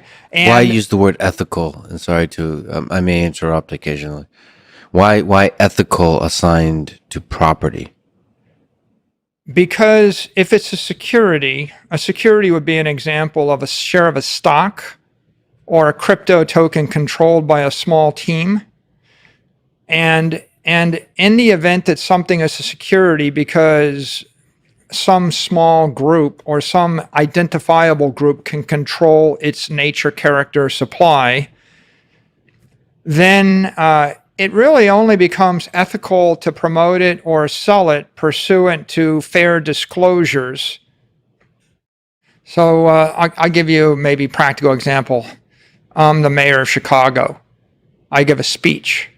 My speech, I say, I think everybody in Chicago should own their own farm and have a chicken in the backyard and their own horse and an automobile. That's ethical. I give the same speech and I say, I think everybody in Chicago should buy Twitter stock, sell their house or sell their cash and buy Twitter stock. Is that ethical? Not really. Well, at that point, you've entered into a conflict of interest because what you're doing is you're promoting an asset which is substantially controlled by a small group of people, the board of directors or the CEO of the company. So how would you feel if the president of the United States said, I really think Americans should all buy Apple stock? You would, especially if you worked at Google but you worked anywhere, you'd be like, why isn't he saying buy mine? Right? A security is a proprietary asset in some way, shape, or form. And the whole nature of securities law, it starts from this ancient idea, thou shalt not lie, cheat, or steal. Okay? So if I'm going to sell you securities or I'm going to promote securities as a public figure or as an influencer or anybody else, right? If I create my own yo-yo coin or Mikey coin and then there's 1 million of them and I tell you that I think that it's a really good thing and Mikey coin will go up forever, right? And everybody buys Mikey coin and then I give 10 million to you and don't tell the public, right? I've cheated them. Maybe if I have Mikey coin and I think there's only 2 million Mikey coin and I swear to you there's only 2 million and then I get married and I have 3 kids and my 3rd kid is in the hospital and my kid's going to die and I have this ethical reason to print 500,000 more Mikey coin or else people are going to die and everybody tells me it's fine.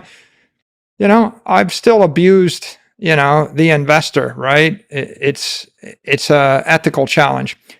If you look at ethics laws everywhere in the world, they all boil down to having a clause which says that if you're a public figure, you can't endorse a security. You can't endorse something that would cause you to have a conflict of interest.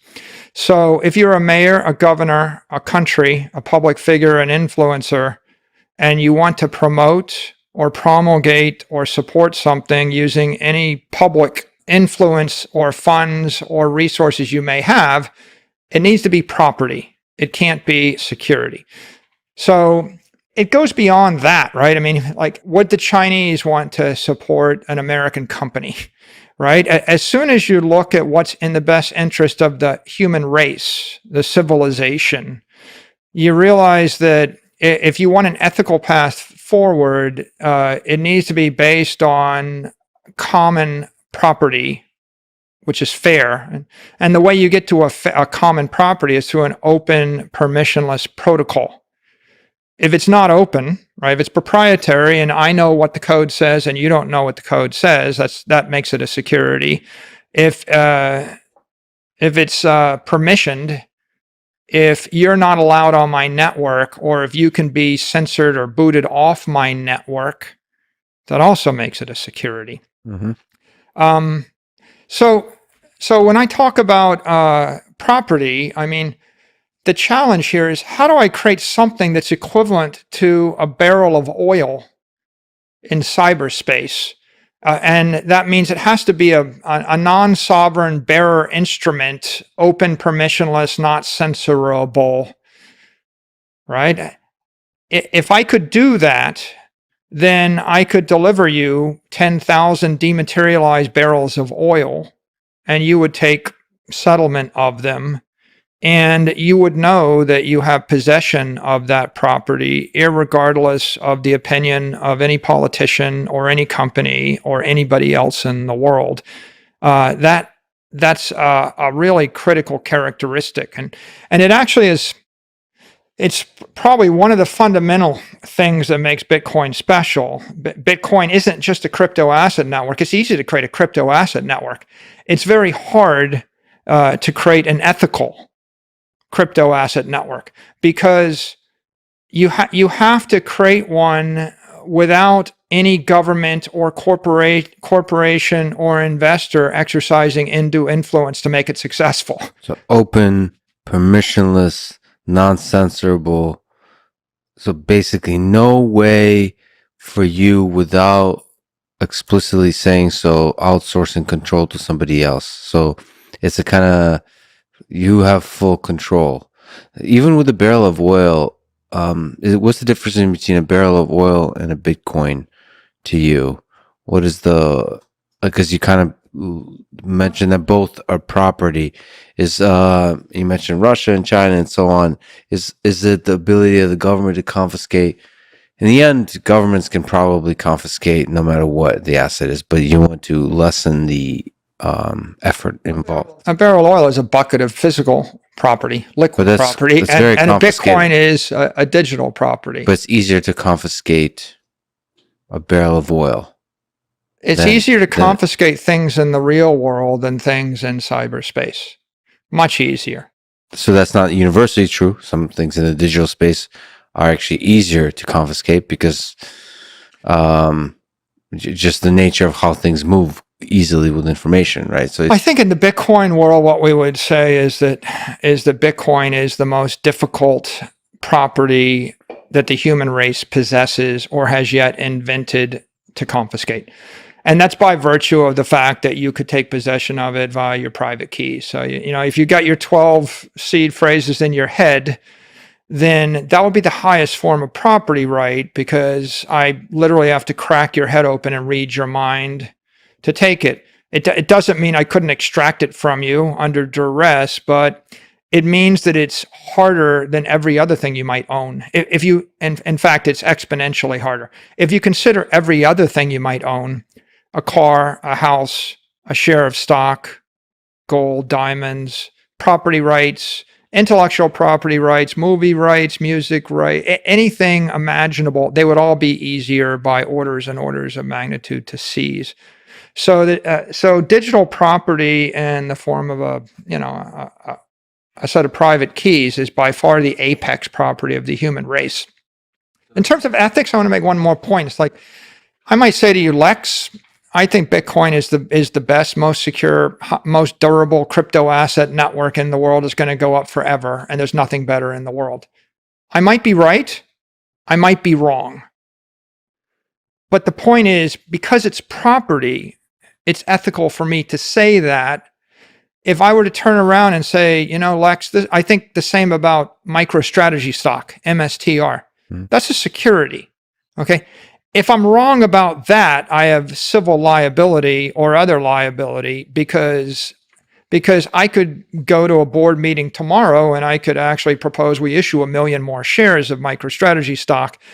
Whereas the thing that makes Bitcoin ethical for me to even promote is the knowledge that I can't change it. If I knew that I could make it 42 million instead of 21 million, and I had the button back here, right? Then I have a different degree of ethical responsibility. Now, I could tell you your life will be better if you buy Bitcoin, and it might not. You might go buy Bitcoin, you might lose the keys and be bankrupt, and your life ends, and your life is not better because you bought Bitcoin, right?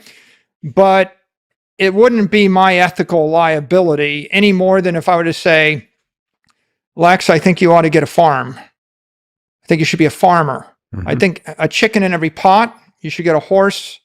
I think you'd be better. I mean, these are all, they're all opinions expressed about property, which may or may not be right, that you may or may not agree with. But in a legal sense, if we read the law, if we understand securities law, and I would say, most people in the crypto industry, they didn't take companies public, and so they're not really focused on the securities law. They don't even know the securities law. If you focus on the securities law, that would say you just can't legally sell this stuff to the general public or promote it without a full set of continuing disclosures signed off on by a regulator. So there's a fairly bright line there with regard to securities. But when you get to the secondary issue, it's how do you actually build a world based on digital property if public figures can't embrace it or endorse it? You see, so you're not going to build a better world based upon Twitter stock, if that's your idea of property, because Twitter stock is a security and Twitter stock is never going to be a non-sovereign bearer instrument in Russia, right? Or in China, right? It's not even legal in China, right? So it's not a global, permissionless, open thing. It will never be trusted by the rest of the world. And legally, it's impractical, but would you really want to put $100 trillion worth of economic value on Twitter stock if there's a board of directors and a CEO that could just get up and take half of it tomorrow? Mm-hmm. The answer is no. So if you want to build a better world based on digital energy, you need to start with constructing a digital property. And I'm using property here in open, permissionless, in the legal sense. Okay. But I would also go to the next step and say property is low frequency money.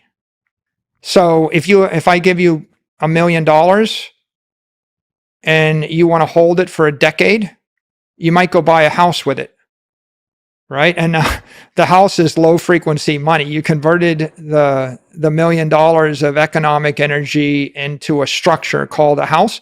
Maybe after a decade, you might convert it back into energy. You might sell the house for currency, and it'll be worth more or less depending upon the monetary climate. The frequency means what here? How quickly it changes state? How quickly does something vibrate? So if I transfer $10 from me to you for a drink, and then you turn around and you buy another, right? We're vibrating on a frequency of every few hours, right? The energy is changing hands. But it's not likely that you sell and buy houses every few hours, right? The frequency of a transaction in real estate is every 10 years, every 5 years. It's a much lower frequency transaction. And so when you think about what's going on here, you have extremely low frequency things, which we'll call property. Then you have mid frequency things, I'm going to call them money or currency. And then you have high frequency, and that's energy. Mm-hmm. And that's why I use the illustration of you got the building, you got the light, and you got the sound, and they're all just energy moving at different frequencies. Now, Bitcoin is magical, and it is truly the innovation. It's like a singularity because it represents the first time in the history of the human race that we managed to create a digital property, properly understood. It's easy to create something digital, right? Every coupon and every skin on Fortnite and Roblox and Apple TV credits and all these things, they're all digital something, but they're securities, right? Shares of stock are securities. Whenever anybody when you transfer money on PayPal or Apple Pay, you're transferring in essence a security or an IOU. Mm-hmm. And so transferring a bearer instrument with final settlement in the internet domain or in cyberspace, that's a critical thing. And anybody in the crypto world can do that. All the cryptos can do that. But what they can't do, what 99% of them fail to do, is be property.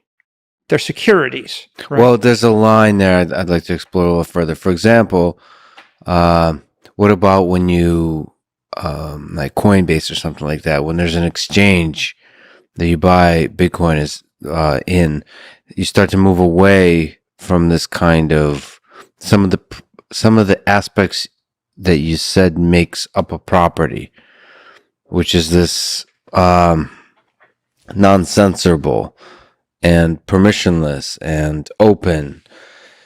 So in order to achieve the convenience, the effectiveness of the transfer of energy, you have to leverage some of these other places that remove the aspects of property. So I mean, maybe you can comment on that. Let me give you a good model for that. If you think about the layer one of Bitcoin, the layer one is the property settlement layer, and we're going to do 350,000 transactions or less a day. 100 million transactions a year is the bandwidth on the layer one. And it would be an ideal layer one to move $1 billion from point A to point B with the massive security. The role of the layer one is two things. One thing is I want to move a large sum of money through space with security. I can move any amount of Bitcoin in a matter of minutes for dollars on layer one. The second important feature of the layer one is I need the money to last forever, right? I need the money indestructible, immortal. So the bigger trick is not to move $1 billion from here to Tokyo. The big trick is to move $1 billion from here to the year 2140. And that's what we want to solve with layer one. And the best real metaphor in New York City would be the granite or the schist. What you want is a city block of bedrock. And how long has it been there? Like millions of years it's been there. And how fast do you want it to move? You don't. In fact, the single thing that's most important is that it not deflect. If it deflects a foot in 100 years, it's too much. If it deflects an inch in 100 years, you might not want that. So the layer one of Bitcoin is a foundation upon which you put weight. How much weight can you put on it? You put 1 trillion, 10 trillion, 100 trillion, a quadrillion. How much weight's on the bedrock in Manhattan, right? Think about 100-story buildings. So the real key there is the foundational asset needs to be there at all. So the fact that you can create $100 trillion layer one that would stand for 100 years, that is the revolutionary breakthrough first time. And the fact that it's ethical, right? It's ethical and it's common property, global, permissionless. Extremely unlikely that would happen. People tried 50 times before and they all failed. They tried 15,000 times after, and they've all generally failed. 98% have failed, and a couple have been less successful. But for the most part, that's an extraordinary thing. Now, just really quickly pause just to define some terms. So for people don't know, layer one is that Michael's referring to is in general what people know of as the Bitcoin technology originally defined, which is there's blockchain, there's a consensus mechanism of proof of work, low number of transactions, but you can move a very large amount of money. The reason he's using the term layer one is now that there's a lot of ideas of layer two technologies that built on top of this bedrock that allow you to move a much larger number of transactions, higher frequency. I don't know what terminology you want to use, but basically be able to use now something that is based on Bitcoin to then buy stuff, be a consumer, to transfer money, to use it as currency. Just to define some terms. Yeah. So the layer one is the foundation for the entire cyber economy. And we don't want it to move fast. What we want is immortality, immortal, incorruptible, indestructible. right? That's what you want, integrity from the layer 1. Now there's layer 2 and layer 3, and layer 2 I would define as an open, permissionless, non-custodial protocol that uses the underlying layer 1 token as its gas fee. So what's custodial mean, and how does the different markets, like is Lightning Network? So Lightning Network would be an example of a layer 2, non-custodial. So the Lightning Network will sit on top of layer 1. It'll sit on top of Bitcoin, and it solves what you want to do is solve the problem of, it's well and fine, I don't want to move $1 billion every day. What I want to move is $5 a billion times a day. So if I want to move $5 a billion times a day, I don't really need to put the entire $1 trillion of assets at risk every time I move $5. All I really need to do is put $100,000 in a channel or $1 million in a channel, and then I do 10 million transactions where I have $1 million at risk. And of course, it's kind of simple. If I lower my security requirement by a factor of 1 million, I could probably move the stuff 1 million times faster, right? And that's how Lightning works. It's non-custodial because there's no corporation or custodian or counterparty you're trusting, right? There's the risk of moving through the channel, but Lightning is an example of how I go from 350,000 transactions a day to 350 million transactions a day. So on that layer 2, you could move the Bitcoin in seconds for fractions of pennies. Now, that's not the end all be all, because the truth is there are a lot of open protocols. Lightning probably won't be the only one. There's an open market competition of other permissionless open source protocols to do this work. And in theory, any other crypto network that was deemed to be property, deemed to be non-security, you could also think of as potentially a layer 2 to Bitcoin, right? There's a debate about, are there any and what are they? And we could leave that for a later time. But why do you think of them as layer 2 as opposed to contending for layer 1? Yeah, actually, if they're using their own token, then they are a layer 1.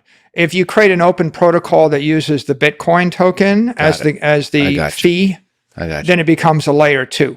Okay. Right?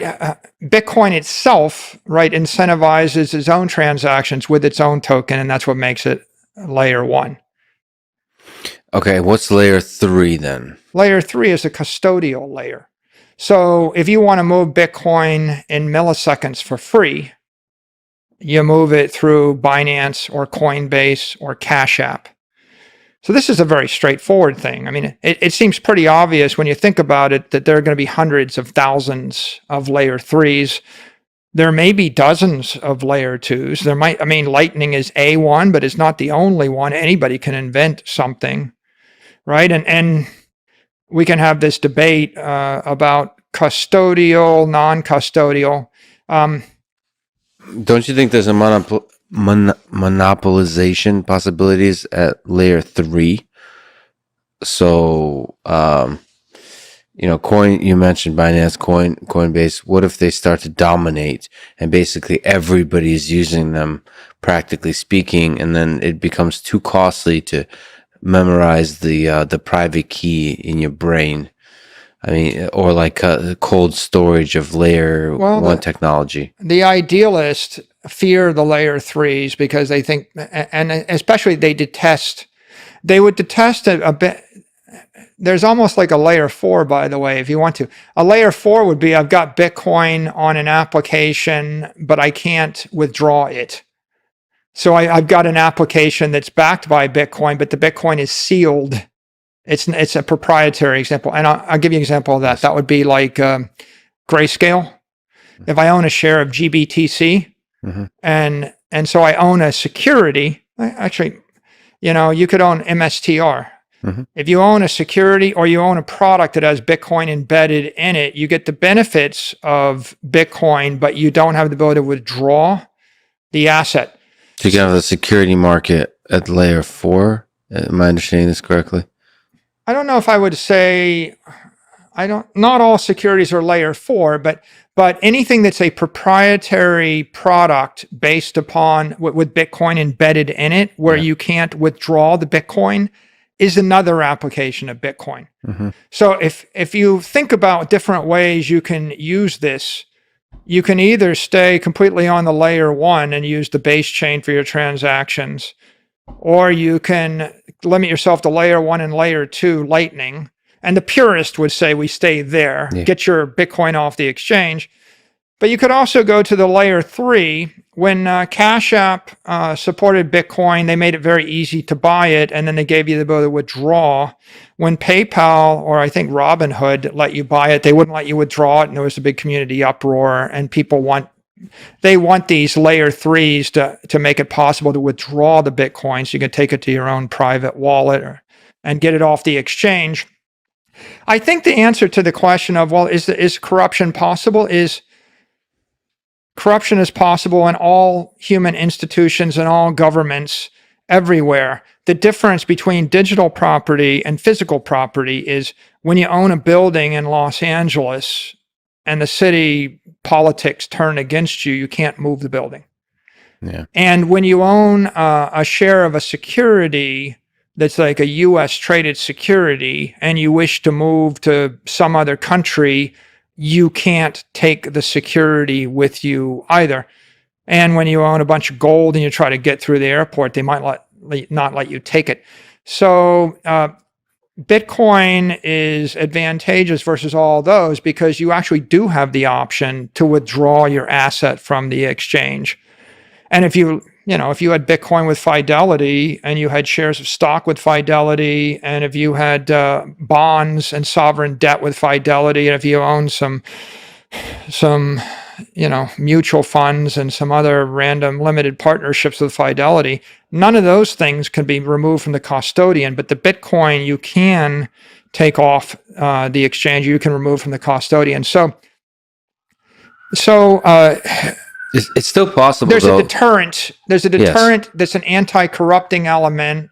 And the phrase is, an armed society is a polite society, right? Because you have the optionality to withdraw all your assets from the crypto exchange, you can enforce fairness. And at the point where you disagree with their policies, you can, within an hour, move your assets to another counterparty or take personal custody of those assets. And you don't have that option with most other forms of property. Maybe you don't have as much optionality with any other form of property on Earth. And so what makes digital property distinct is the fact that it has the most optionality for custody. Now, coming back to this digital energy issue, the real key point is the energy moves in milliseconds for free on layer 3s. It moves in seconds or less than seconds on layer 2s. It moves in minutes on the layer 1. And I don't think it makes any sense to even think about trying to solve all 3 problems on the layer 1, because it's impossible to achieve the security and the incorruptibility and the immortality if you try to build that much speed and that functionality and performance.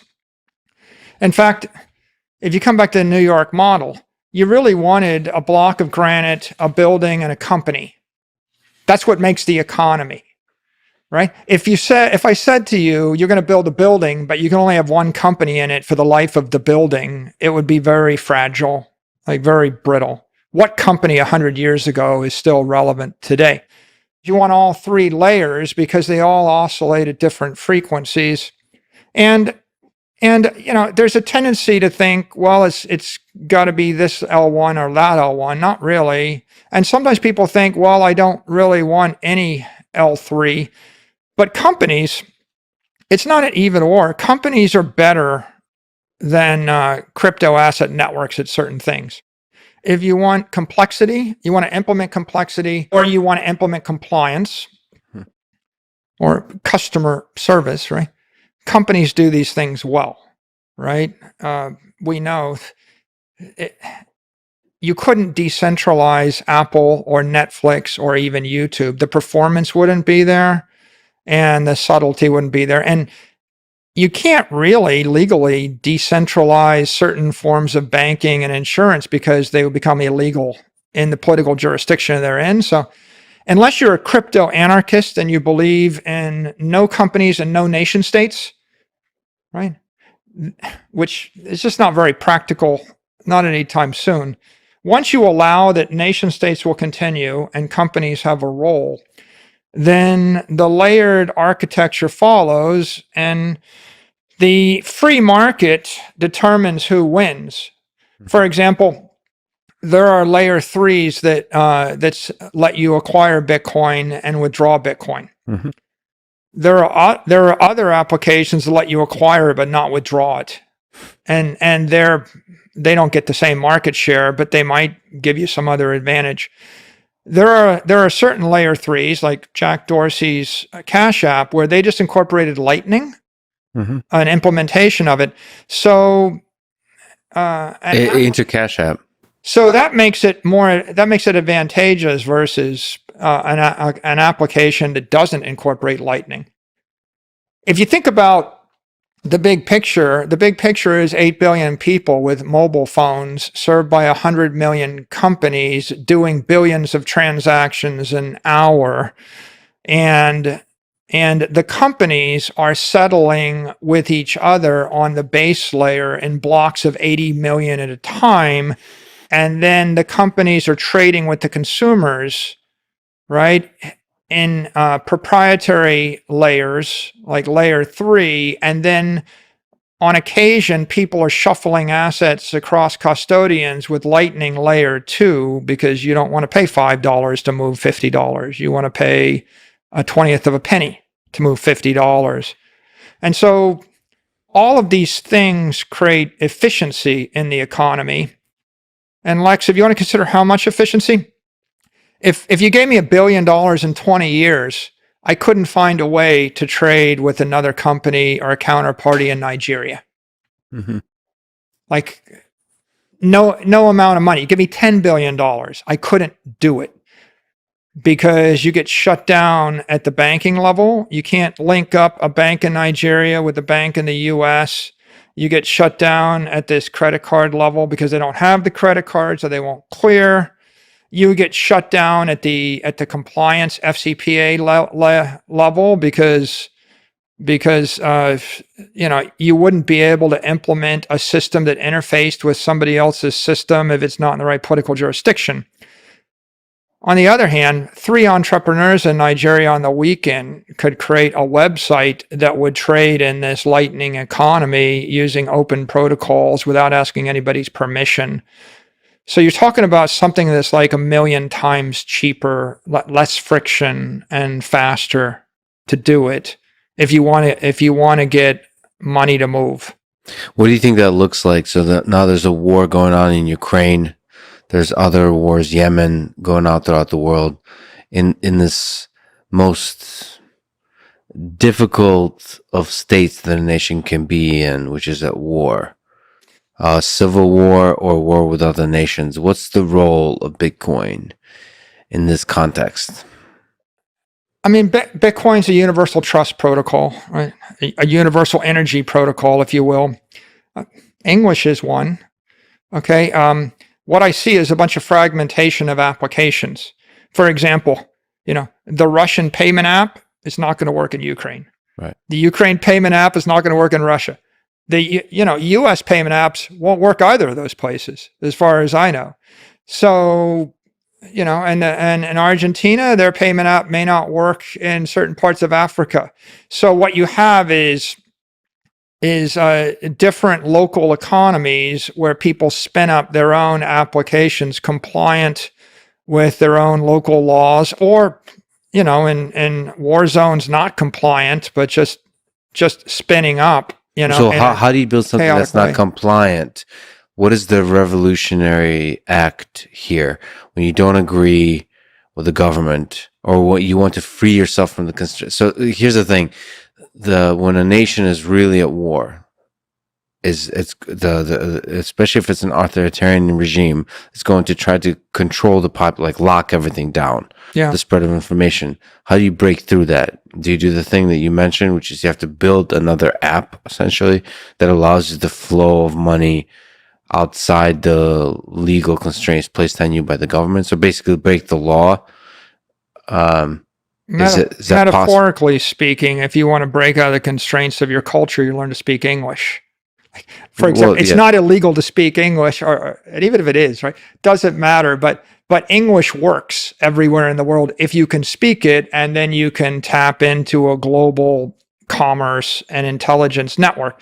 So Bitcoin is a language, so you learn to speak Bitcoin, or you learn to speak Lightning, and then you tap into that network in whatever manner you can. But the problem is it's still very difficult to move Bitcoin around in Russia and Ukraine now during war. And there was a sense to me that the cryptocurrency in general could be the savior for helping people. There's millions of refugees. They're moving all around. It's very difficult to move money around in that space to help people. I think we're very early.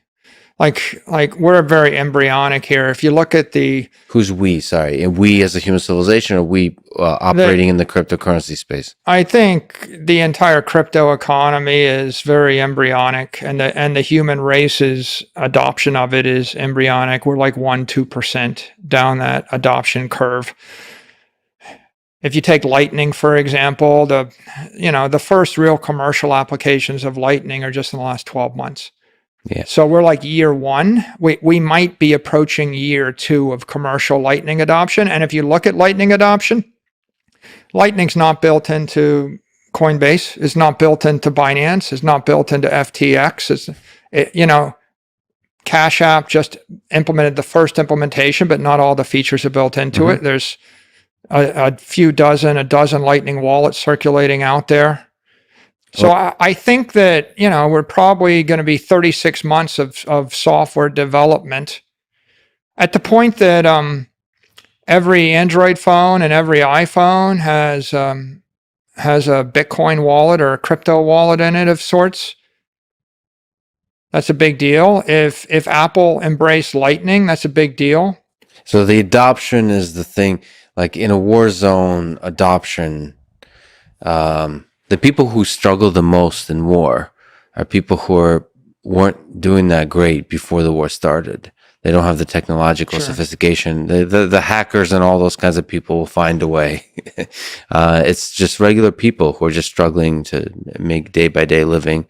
And so if the adoption permeates the entire culture, then you can start to move money around in the digital space. What if from if you can psychoanalyze Jack Dorsey for a second. So he's one of the early adopters, or he's one of the people pushing the early adoption in this layer 3.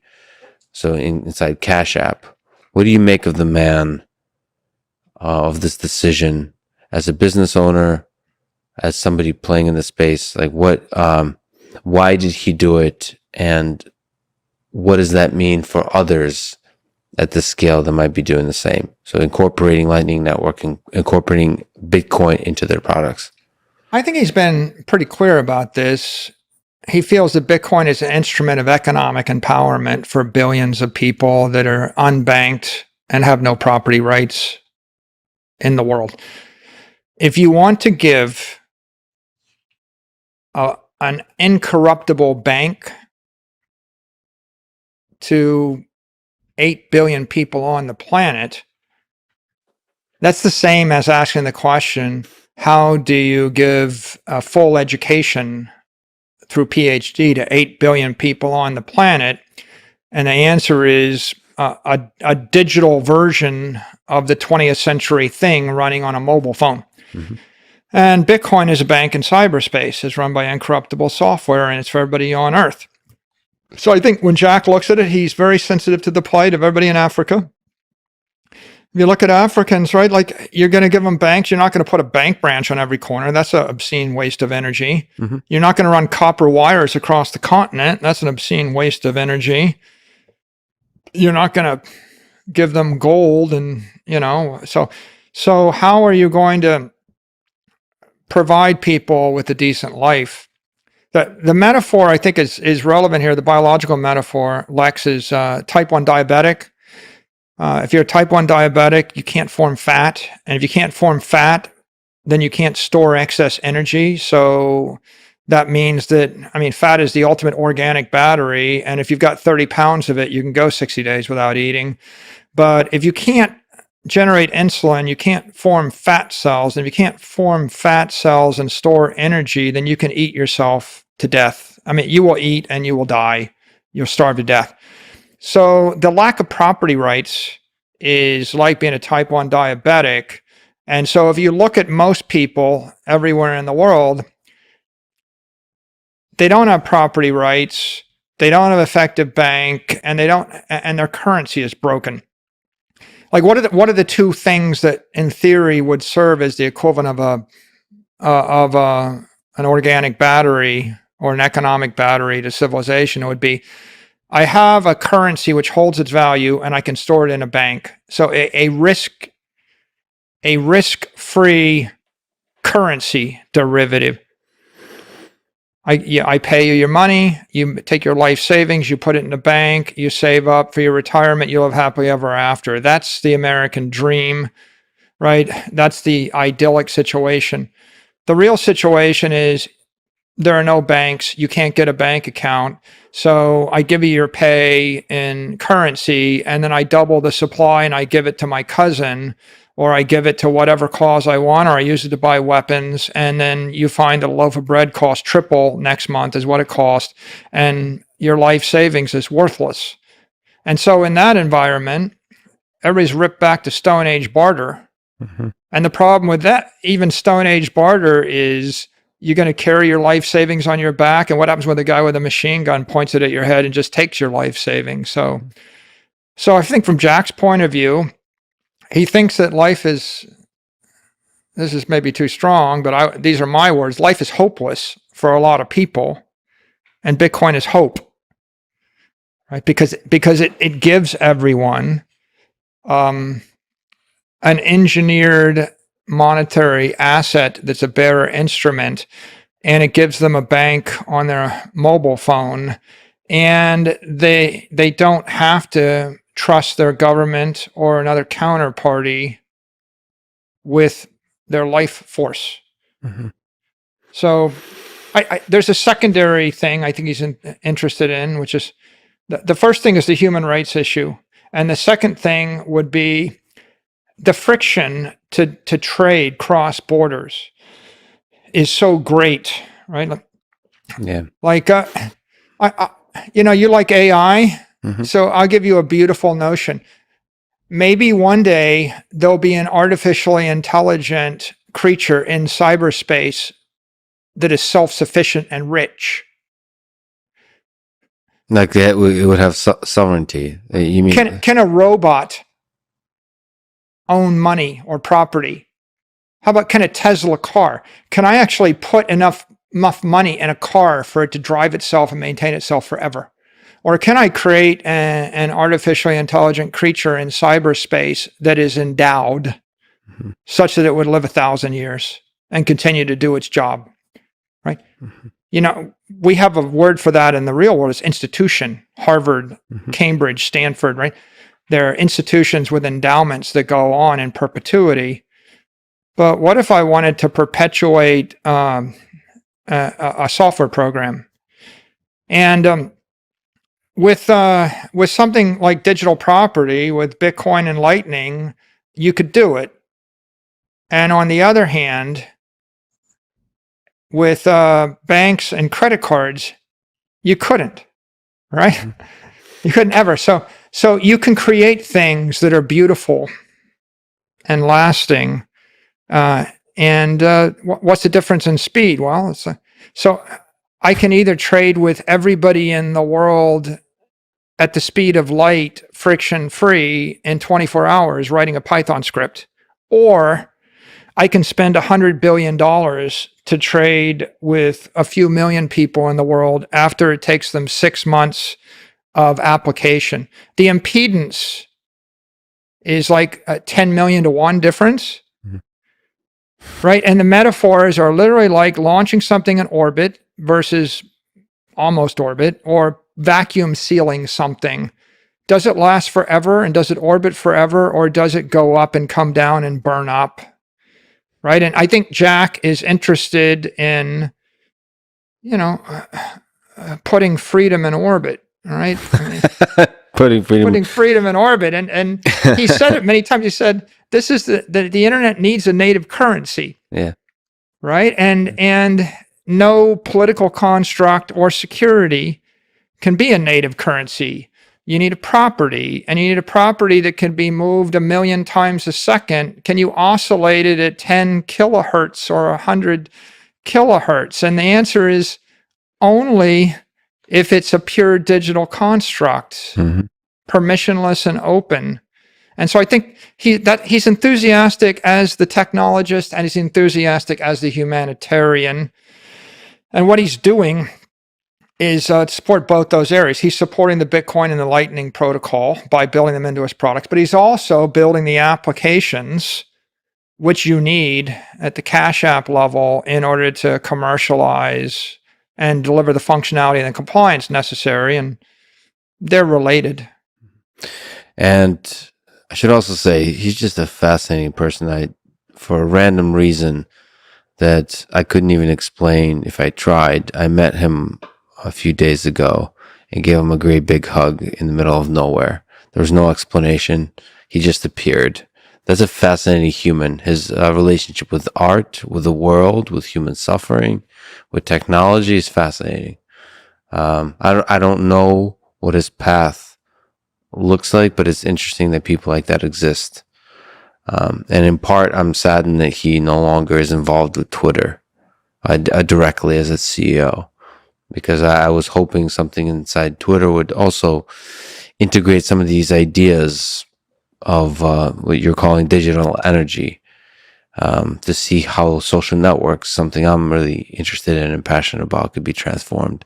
Let me ask you, just for educational purposes, what's the can you please explain to me what Web3 and the beef between Jack and Mark Andreessen is exactly? Did you see what happened? Sorry to have you analyze Twitter like it's Shakespeare, but can you please explain to me why there was any drama over this topic?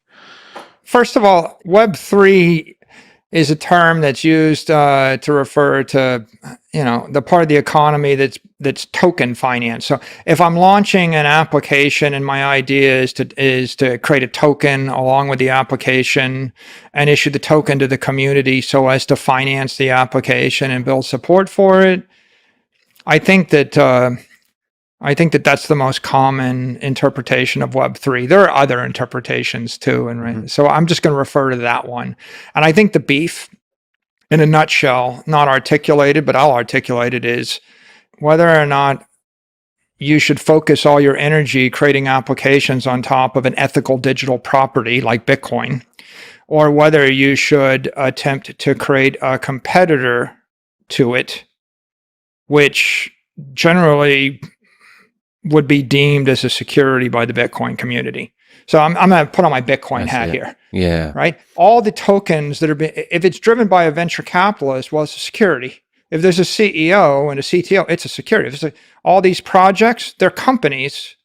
Foundations are companies, right? If you call them a project or a foundation, it doesn't make it not a security. They're all, in essence, collections of individuals that are issuing equity in the form of a token. And if there's a pre-mine, an IPO, an ICO, a foundation, or any kind of protocol where there's a group of engineers that have influence over it, then to a securities lawyer or to most Bitcoiners, and definitely to anybody that's steeped in securities law, you look at it and say, well, that passes the Howey test. It looks like a security. It should be sold to the public pursuant to, disclosures and regulations. And you're just ducking the IPO process, right? And so now we get back to the ethical issue. Well, The ethical issue is if you're trading it as a commodity and representing it as a commodity, while truthfully it's a security, then it's a violation of ethics rules and it's probably illegal. Well, you keep leaning on this. Let me push back on that part. Yeah. Maybe you can educate me. But you keep leaning on this line of securities law as if it, with all due respect to lawyers, as if that line somehow defines what is and isn't ethical. I think there's a lot of correlation, as you've discussed, but I like to leave the line aside. If the law calls something as a security, it doesn't mean, in my eyes, that it is unethical. I mean, there could be some technicalities, and lawyers and people play games with this kind of stuff all the time. But I take your bigger point that if there's a CEO, if there's a project lead, that's fundamentally, that to you is fundamentally different than the structure of Bitcoin. It's not that creating securities is unethical. I created a security. I took a company public, right? That's not the unethical part. It's completely ethical to create securities. Block is a security. All companies are securities. The unethical part is to represent it as property when it's a security, and to promote it or trade it as such. This whole promotion, that's also a technical thing, because you're like what counts as not as promotion is a legal thing, and you get in trouble for all these things. But that's the game that lawyers play. There's an ethical thing here, which is like, what's right to promote and not. To me, propaganda is unethical, but it's usually not illegal. If you roll the clock back 20 years, right? All the boiler room pump and dump schemes were all about someone pitching a penny stock, Sure. Selling swampland in Florida. And if you roll the clock back forward 20 years and I create my own company and I represent it as the same thing and I don't make the disclosures, right?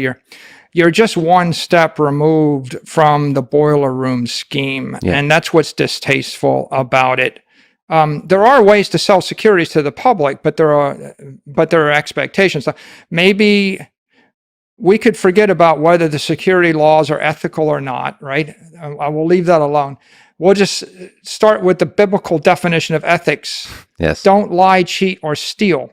So if I'm going to sell something to you, I need to fully disclose what I'm selling to you, right? And that's a matter of great debate right now. And so I think that's part of the debate. But the other part of the debate is whether or not we need more than one token. Like,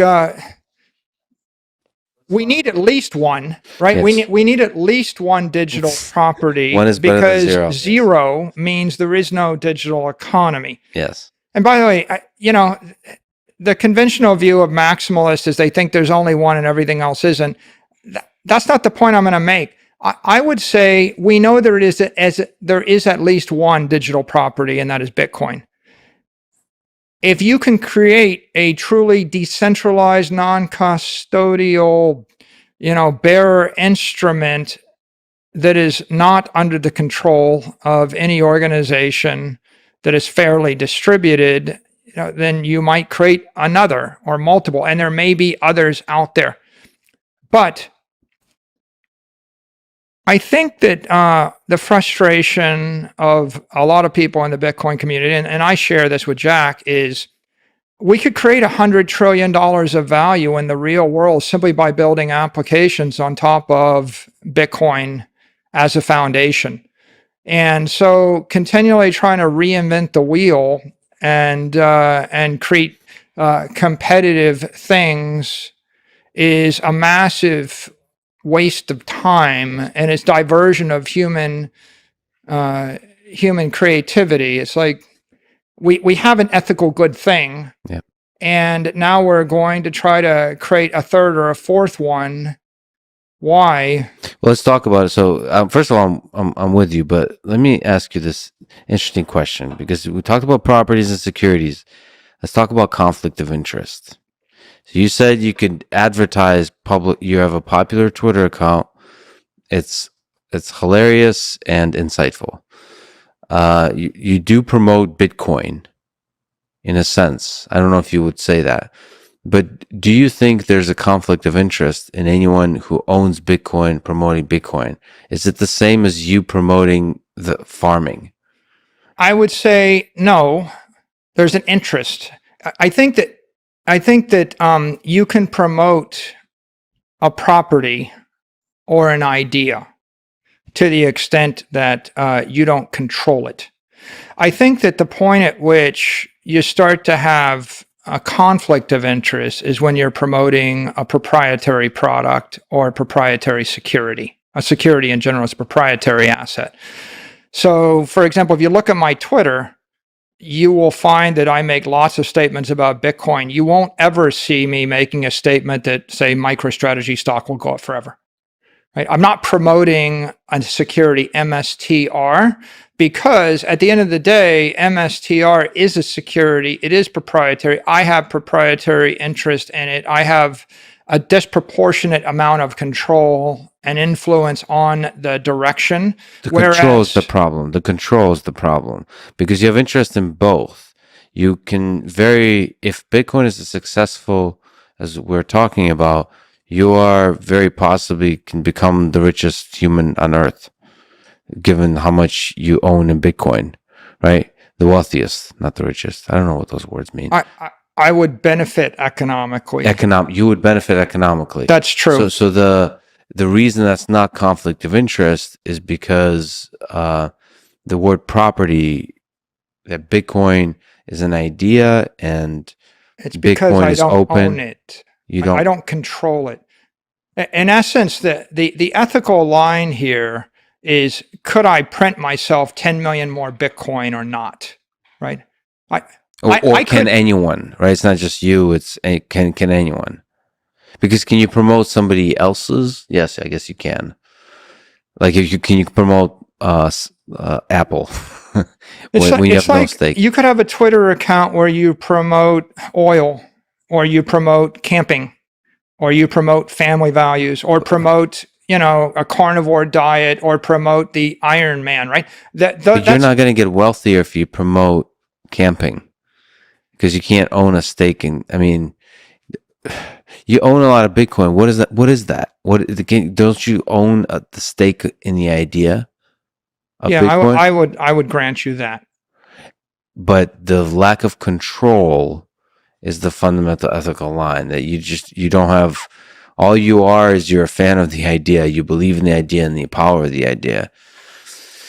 Yeah, I think you can't take that idea away from others. Let's come back to, let me give you some maybe easier examples. If you were the head of the Marine Corps, right? And someone came to you and said, I created Marine Coin. And the twist on Marine Coin is I want you to tell every Marine that they'll get an extra Marine Coin, when they get their next stripe. Mm-hmm. And then I'm going to give you, and I'm going to let you buy Marine Coin now. And then after you buy Marine Coin, I want you to promote it to them, right? At some point, if you start to have a disproportionate influence on it, or if you're in a conversation with people with disproportionate influence, it becomes conflict of interest. And it would make you profoundly uncomfortable, I think. Yeah. If the head of the Marine Corps started promoting anything that looked like a security.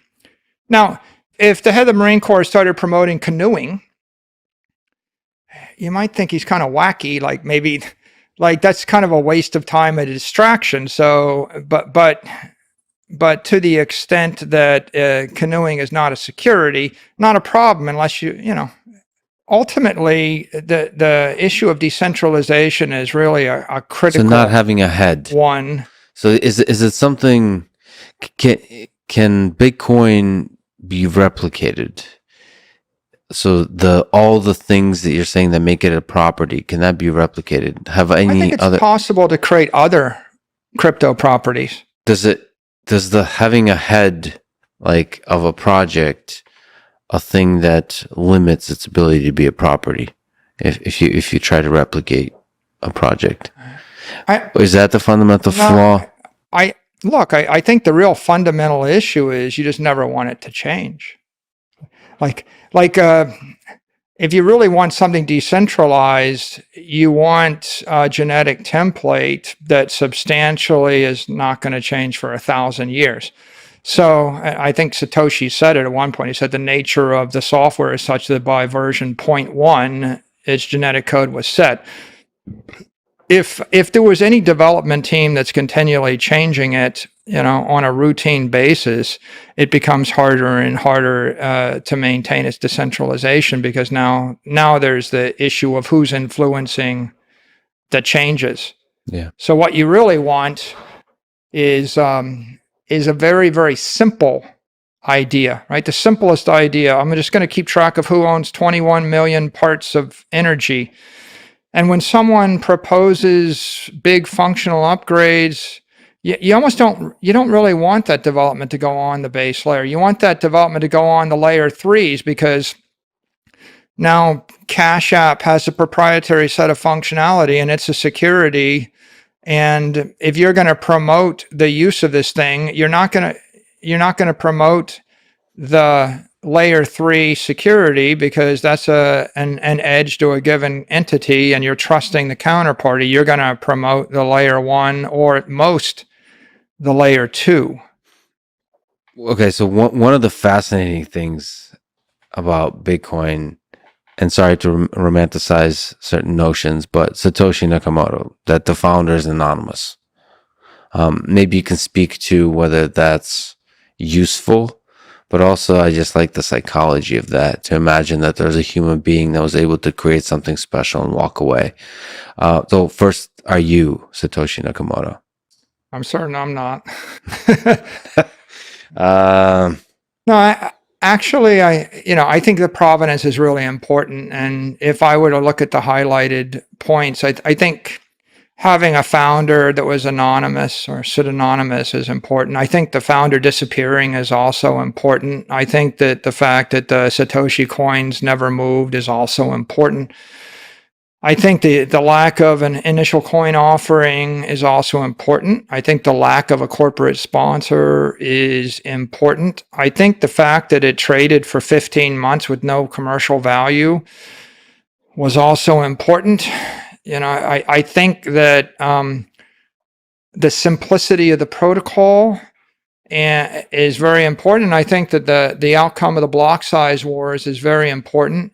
And all of those things add up to common property. They're all indicators of a digital property as opposed to security. If there was a Satoshi sitting on top of $50 billion worth of Bitcoin, I don't think it would cripple Bitcoin as property, but I think it would undermine its digital property. And if I wanted to undermine a crypto asset network, I would do the opposite of all those things. I would launch one myself. I would sell 25% or 50% to the general public. I would keep some of the initial, I would pre-mine some stuff or early mine it, and I would keep an influence on it. Those are all the opposite of what you would do in order to create common property. And so I see the entire story as Satoshi giving a gift of digital property to the human race and disappearing. Do you think it was one person? Do you have ideas of who it could be? I don't care to speculate. Okay. But do you think it was one person? Like it was one person. Maybe in conjunction with a bunch of others. I mean, it might have been a group of people that were working together, but certainly there's a Satoshi account. I mean, it's just so fascinating to me that one person could be so brave and thoughtful. Or do you think a lot of it is accident, like the block size wars, the decision to make a block a certain size? All the things you mentioned led up to the characteristics that make Bitcoin property. Do you think that's an accident, or was it deeply thought through? Like, this is almost like a history of science question. People tried it they tried 40 of them, right? I mean, I think there's a history of attempting to create something like this, and it was tried many, many times, and they failed for different reasons. And I think that it's like Prometheus tried to start a fire 47 times, and maybe the 48th time it sparked. And that's how I see this. This is the first one that sparked. And it sets a roadmap for us. And I think if you're looking for any one word that characterizes, it's fair, right? The whole point of the network is it's a fair launch, a fair distribution. Like, yeah, I have Bitcoin, but I bought it. In fact, at this point, we've paid $4 billion of real cash to buy it. If I was sitting on the same position and I had it for free, then there's always this question of, did I pay, or I bought it for a nickel a coin or a penny a coin. The question is, was it fair? And that's a very hard question to answer, right? Did you acquire the Bitcoin that you own fairly? And if you roll the clock back, you could have bought it for a nickel or a dime, but that was when it was a million times more likely to fail. Mm-hmm. Right? When the risk was greater, the cost was lower. And then over time, the risk became lower and the cost became greater. And the real critical thing was to allow the marketplace, absent any powerful interested actor. Right? It's almost like if Satoshi had held 1 million coins and then stayed engaged for 10 more years, tweaking things in the background, there'd still be that question. But what we've got is really a beautiful thing. We've got a chain reaction in cyberspace, or an ideology spreading virally in the world that has seasoned in a fair, ethical fashion. Sometimes it's a very violent, brutal fashion with all the volatility, right? And there's been a lot of sound and fury along the way. How do you psychoanalyze? How do you deal from a financial, from a human perspective with the volatility? You mentioned you could have gotten it for a nickel and the risk was great. Where's the risk today? What's your sense? We're 13 years into this entire activity. I think the risk has never been lower. If you look at all the risks, right? The risks in the early years is the engineering protocol proper? Like 1 megabyte block size, 10-minute clock frequency, cryptography is first, will it be hacked or will it crash? Mm-hmm. 730,000 blocks and it hasn't crashed.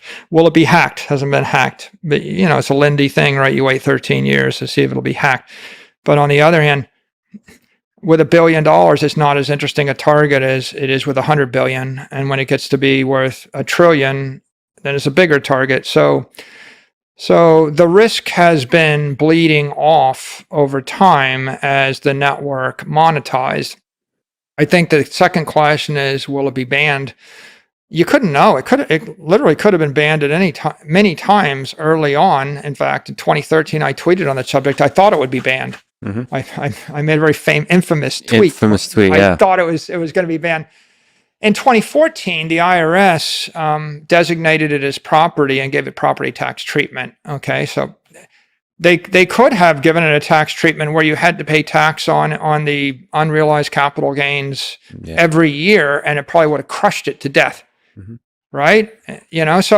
So it could have been in any number of places banned by a government, but in fact it was legitimized as property. And then the question is, would it be hacked or would it be copied? Will it be something better than that? And it was copied 15,000 times. And you know the story of all those. And they either diverged to be something totally different and not comparable, or someone trying to copy a non-sovereign bearer instrument store of value found that their networks crashed to be 1% of what Bitcoin is. So now we're sitting at a point where all those risks are out of the way. I would say that year one of institutional adoption is it started August 2020. That's when MicroStrategy bought $250 million worth of Bitcoin, and we put that out on the wire. We were the first publicly traded company to actually buy Bitcoin. I don't think you could have found a $5 million purchase from a public company before we did that. So that was kind of like a gun going off. And then in the next 12 months, Tesla bought Bitcoin, Square bought Bitcoin. And I'd say now we're in year two of institutional adoption. And there are about 24, should be 24 publicly traded Bitcoin miners by the end of this quarter.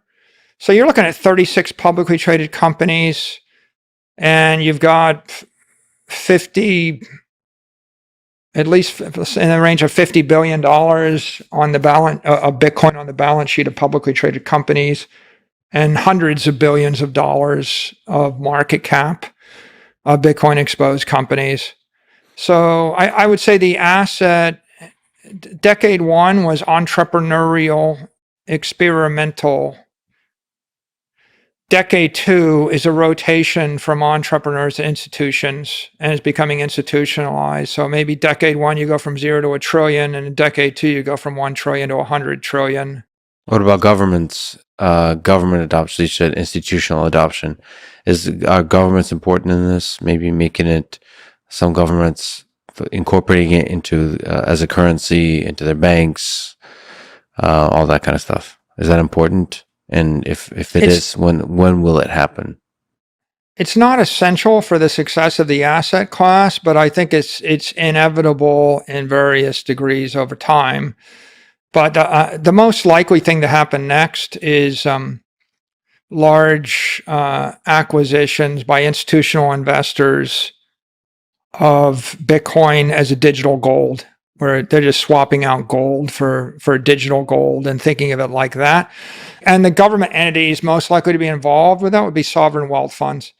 If you look at all the sovereign wealth funds that are holding big tech stock, equities, the Swiss, the Norwegians, the Middle Easterners, if you can hold big tech, then holding digital gold would be, not far removed from that. That's a non-controversial adoption. I think there are opportunities for governments that are much more profound, right? If a government started to adopt Bitcoin as a treasury reserve asset, that's much bigger than just an asset investment. That's 100x bigger. And you could imagine that's like $1 trillion opportunity. Like any government that wanted to adopt it as a treasury reserve asset would probably generate trillions of dollars, $1 trillion or more of value. And then, the thing that people think about is, well, will oil ever be priced in Bitcoin or any other export commodity? I think there's like $1.8 trillion or more of export commodities in the world, and right now they're all priced in dollars. I think that this is a colorful thing, but it's not really that relevant. Like you could sell all that stuff in dollars. The relevant decision that any institution makes, whether they're a nonprofit, a university, a corporation, or a government, is what's your treasury reserve asset? And if your treasury reserve asset is the peso, and if the peso is losing 20% or 30% of its value a year, then your balance sheet is collapsing within 5 years. And if the treasury reserve asset is dollars and currency derivatives and U.S. treasuries, then you're getting your right now it's probably 15% or more monetary inflation. We're running double the historic average. You could argue triple, somewhere between double and triple, depending upon what your metric is. So, do I think it'll happen? I think that they're conservative, but they have to be shocked. And I think there is a shock. The late Russian sanctions are a big shock. That when the West sees $300 billion worth of Russian gold and currency derivatives, I think you got the famous quote by Putin that, we have to rethink our treasury strategies, and that pushes everybody toward a commodity strategy. What commodities do I want to hold? I think that's got a lot of people thinking. I think it's got the Chinese thinking. Everybody wants to be the reserve currency, right? So if I buy $50 billion worth of dollars every year, then I buy 500 billion over a decade, and I probably pay $250 billion of inflation cost on the backs of my citizens in a decade. So inflation could be one of the sources of shock. And you wonder if there is a switch to Bitcoin, whether it will be a bang or a whimper, like what is the nature of the shock, of the transition? I think that the year 2022 is pretty catalytic for digital assets in general and for Bitcoin in particular. The Canadian trucker crisis I think educated hundreds of millions of people and made them start questioning their property rights and their banks. I think the Ukraine war was a second shock, but I think that the Russian sanctions was a third shock. Yeah. I think all three of them, and I think hyperinflation in the rest of the world is a fourth shock, and then persistent inflation in the U.S. is a fifth shock. So I think it's a perfect storm. And if you put all these events together, what do they signify? They signify the rational conclusion for any person thinking about this is, I'm not sure if I can trust my property. I don't know if I have property rights. I don't know if I can trust the bank. And if I'm politically at odds with the leader of my own country, I'm going to lose my property. And if I'm politically at odds with the owner of another country, I'm still going to lose my property. And when push comes to shove, the banks will freeze my assets and seize them. And I think that that is playing out in front of everybody in the world, such that your logical response would be, I'm going to convert my weak currency to a strong currency. Like I'll convert my peso and lira to the dollar. I'm going to convert my weak property to strong property. I'm going to sell my building downtown Moscow, and I'd rather own a building in New York City. I'd rather own in a powerful nation than be stuck with a building in Nigeria or a building in Argentina or whatever. So I'm going to sell my weak properties to buy strong properties. I'm going to convert my physical assets to digital assets. I'd rather own a digital building than own a physical building. Because if I had $1 billion building in Moscow, who can I rent that to? But if I have $1 billion digital building, I can rent it to anybody in any city in the world. Anybody with money. And the maintenance cost is almost nothing, and I can hold it for 100 years. Okay, so it's an indestructible building. And then finally, I want to move from having my assets in a bank with a counterparty to self-custody assets, right? So, and this is not, it's not just Ukraine, but this is like the story in Turkey, Lebanon, Syria, Afghanistan, Iraq, South America. You don't really want to be sitting with $10 million in a bank in Istanbul. The bank's going to freeze your money, convert it to lira, devalue the lira, and then feed it back to you over 17 years, right? So self-custody assets would be layer one Bitcoin. Self-custody assets, it's like if I got my own hardware wallet and I've either got your highest form of self-custody would be Bitcoin on your own hardware wallet or Bitcoin in your own self-custody. And the other thing people think about is, how do I get crypto dollars like Tether, like some stable coin? Yeah. Like I'd rather, if you had a choice, would you rather have your money in a bank in a war zone in dollars, or have your money in a stable coin on your mobile phone in dollars?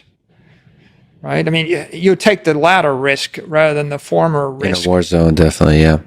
And you can see that happening. Like we've gone from 5 billion in stable coins to 200 billion in the last 24 months. Yeah. So I do think there's massive demand for crypto dollars in the form of a US dollar asset. And everybody in the world would say, yeah, I want that. Well, unless you're just an extreme patriot.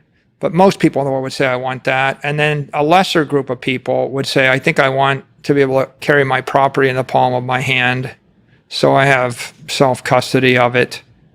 So Bitcoin price has gone through quite a roller coaster. What do you think is the high point it's going to hit? I think it'll go up forever, right? I mean, I think the Bitcoin is going to climb in a serpentine fashion. It's going to advance and come back, and it's going to keep climbing. I think that the volatility attracts all the capital into the marketplace. And so the volatility makes it the most interesting thing in the financial universe. It also generates massive yield and massive returns for traders. And that attracts capital. Like we're talking about the difference between 5% return and 500% return. So the fast money is attracted by the volatility. The volatility has been decreasing year by year by year. I think that it's stabilizing. I don't think we'll see as much volatility in the future as we have in the past. I think that if we look at Bitcoin and model it as digital gold, the market cap goes to between 10 and 20 trillion. But gold is defective property. Gold is dead money. You have $1 billion of gold that sits in a vault for a decade. It's very hard to mortgage the gold. It's also very hard to rent the gold. You can't loan the gold. No one's going to create a business with your gold.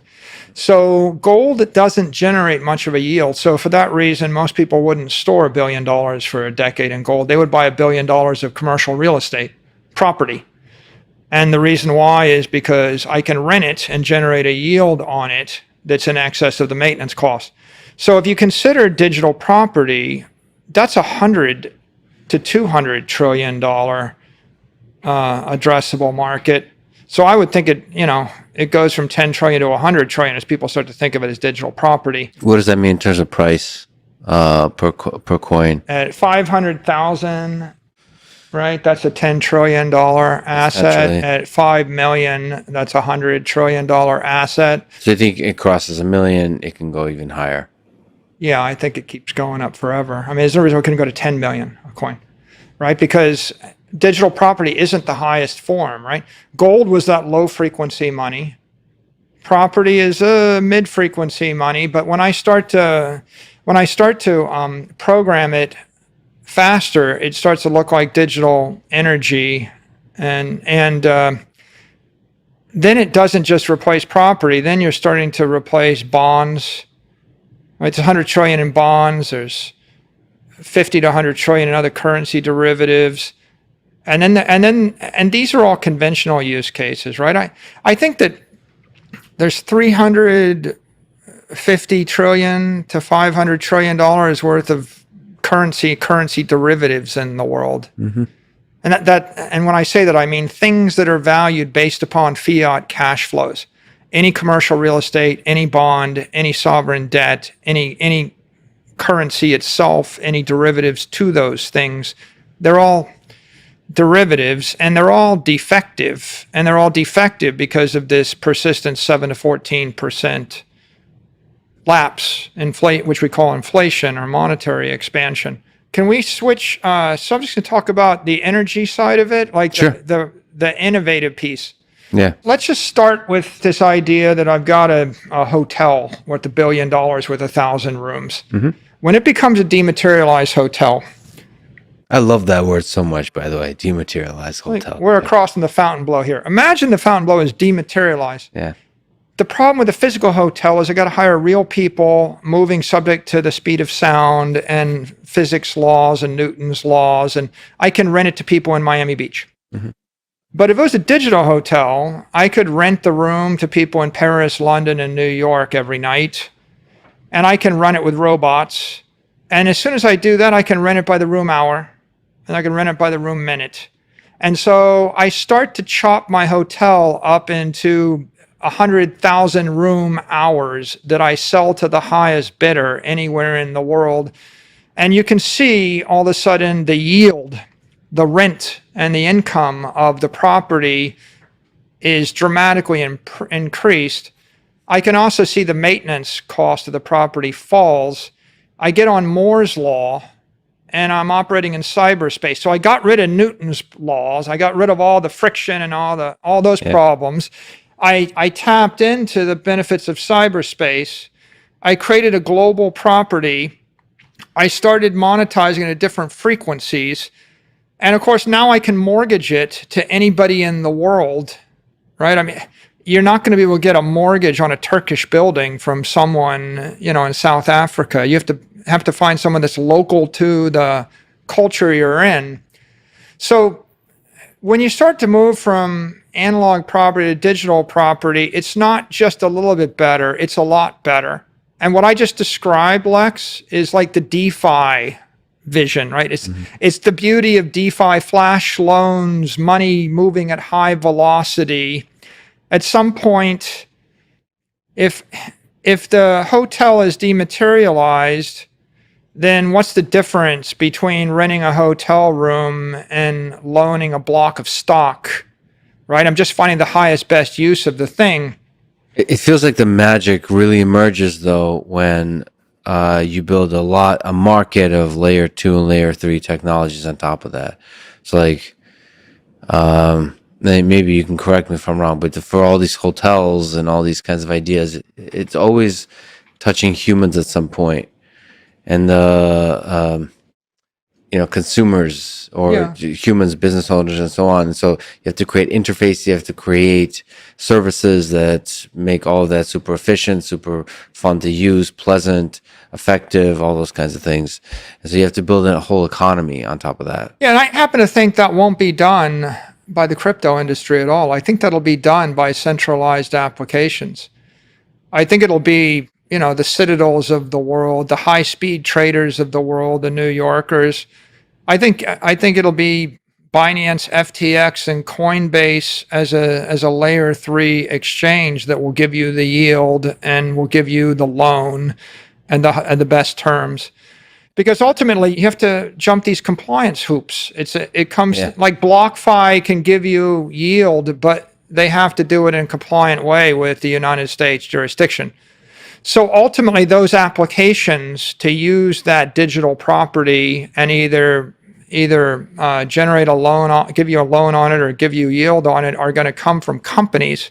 But the fundamental difference is it could be companies anywhere in the world. So if a company in Singapore comes up with a better offering, right, then the capital is going to start to flow to Singapore. I can't send 10 city blocks of LA to Singapore to rent during a festival, but I can send 10 blocks of Bitcoin to Singapore. So you've got a truly global market that's functioning in this asset. And is there a second order asset? For example, maybe you're an American citizen and you own 10 Bitcoin and someone in Singapore will generate 27% yield in the Bitcoin, but legally you can't send the money to them or the Bitcoin to them. It doesn't matter, because the fact that exists means that someone in Hong Kong will borrow the 10 Bitcoin from somebody in New York, and then they will put on the trade in Singapore, and that will create a demand for Bitcoin, which will drive up the price of Bitcoin, which will result in an effective tax-free yield for the person in the US that's not even in the jurisdiction.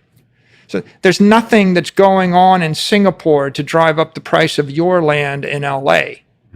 But there is something going on everywhere in the world to drive up the price of property in cyberspace if there's only one digital Manhattan. And so there's a dynamic there which is profound because it's global. But now let's go to the next extreme. I'm still giving you a fairly conventional idea, which is let's just loan the money fast on a global network and let's just rent the hotel room fast in cyberspace. But now let's move to maybe a more innovative idea. The first generation of the internet, brought a lot of productivity, but there's also just a lot of flaws in it. For example, Twitter is full of garbage. Instagram DMs are full of garbage. Your Twitter DMs are full of garbage. YouTube is full of scams. Every 15 minutes, there's a Michael Saylor Bitcoin giveaway spun up on YouTube. Yep. My Office 365 inbox is full of garbage. Millions of spam messages. I'm running 4 different email filters. My company spends $1 million a year to fight denial of service attacks and all sorts of other security things. There are denial of service attacks everywhere against everybody in cyberspace all the time. It's extreme. And we're all beset with hostility, right? You've been a victim of it in Twitter. You go on Twitter and people post stuff they would never say to your face. And then if you look, you find out that the account was created like 3 days ago and it's not even a real person. Mm-hmm. So, we're beset with phishing attacks and scams and spam bots and garbage. And why? And the answer is because the first generation of internet was digital information and there's no energy. There's no conservation of energy in cyberspace. The thing that makes the universe work is conservation of energy. Like, if I went to a hotel room, I'd have to post a credit card, and then if I smashed the place up, there'd be economic consequences, maybe there'd be criminal consequences, there might be reputational consequences. You know, a lamp might fall on me, but in the worst case, I can only smash up one hotel room. Now imagine I could actually write a Python script to send myself to every hotel room in the world every minute, not post a credit card, and smash them all up anonymously. Right? The thing that makes the universe work is friction, speed of sound, speed of light, and the fact that it's ultimately it's conservative. You're either energy or you're matter, but once you've used the energy, it's gone, and you can't do infinite everything. That's missing in cyberspace right now. And if you look at all of the moral hazards and all of the product defects that we have in all of these products, most of them, 99% of them, could be cured if we introduced conservation of energy into cyberspace. And that's what you can do with high-speed digital property, high-speed Bitcoin. And by high speed, I mean not 20 transactions a day, I mean 20,000 transactions a day. Mm-hmm. So how do you do that? Well, I let everybody on Twitter post 1,000 or 10,000 Satoshis via a Lightning wallet, a Lightning badge. Give me an orange check. If you put up $20 once in your life, you could give 300 million people an orange check. Right now, you don't have a blue check, Lex. You're a famous person. I don't know why you don't have a blue check.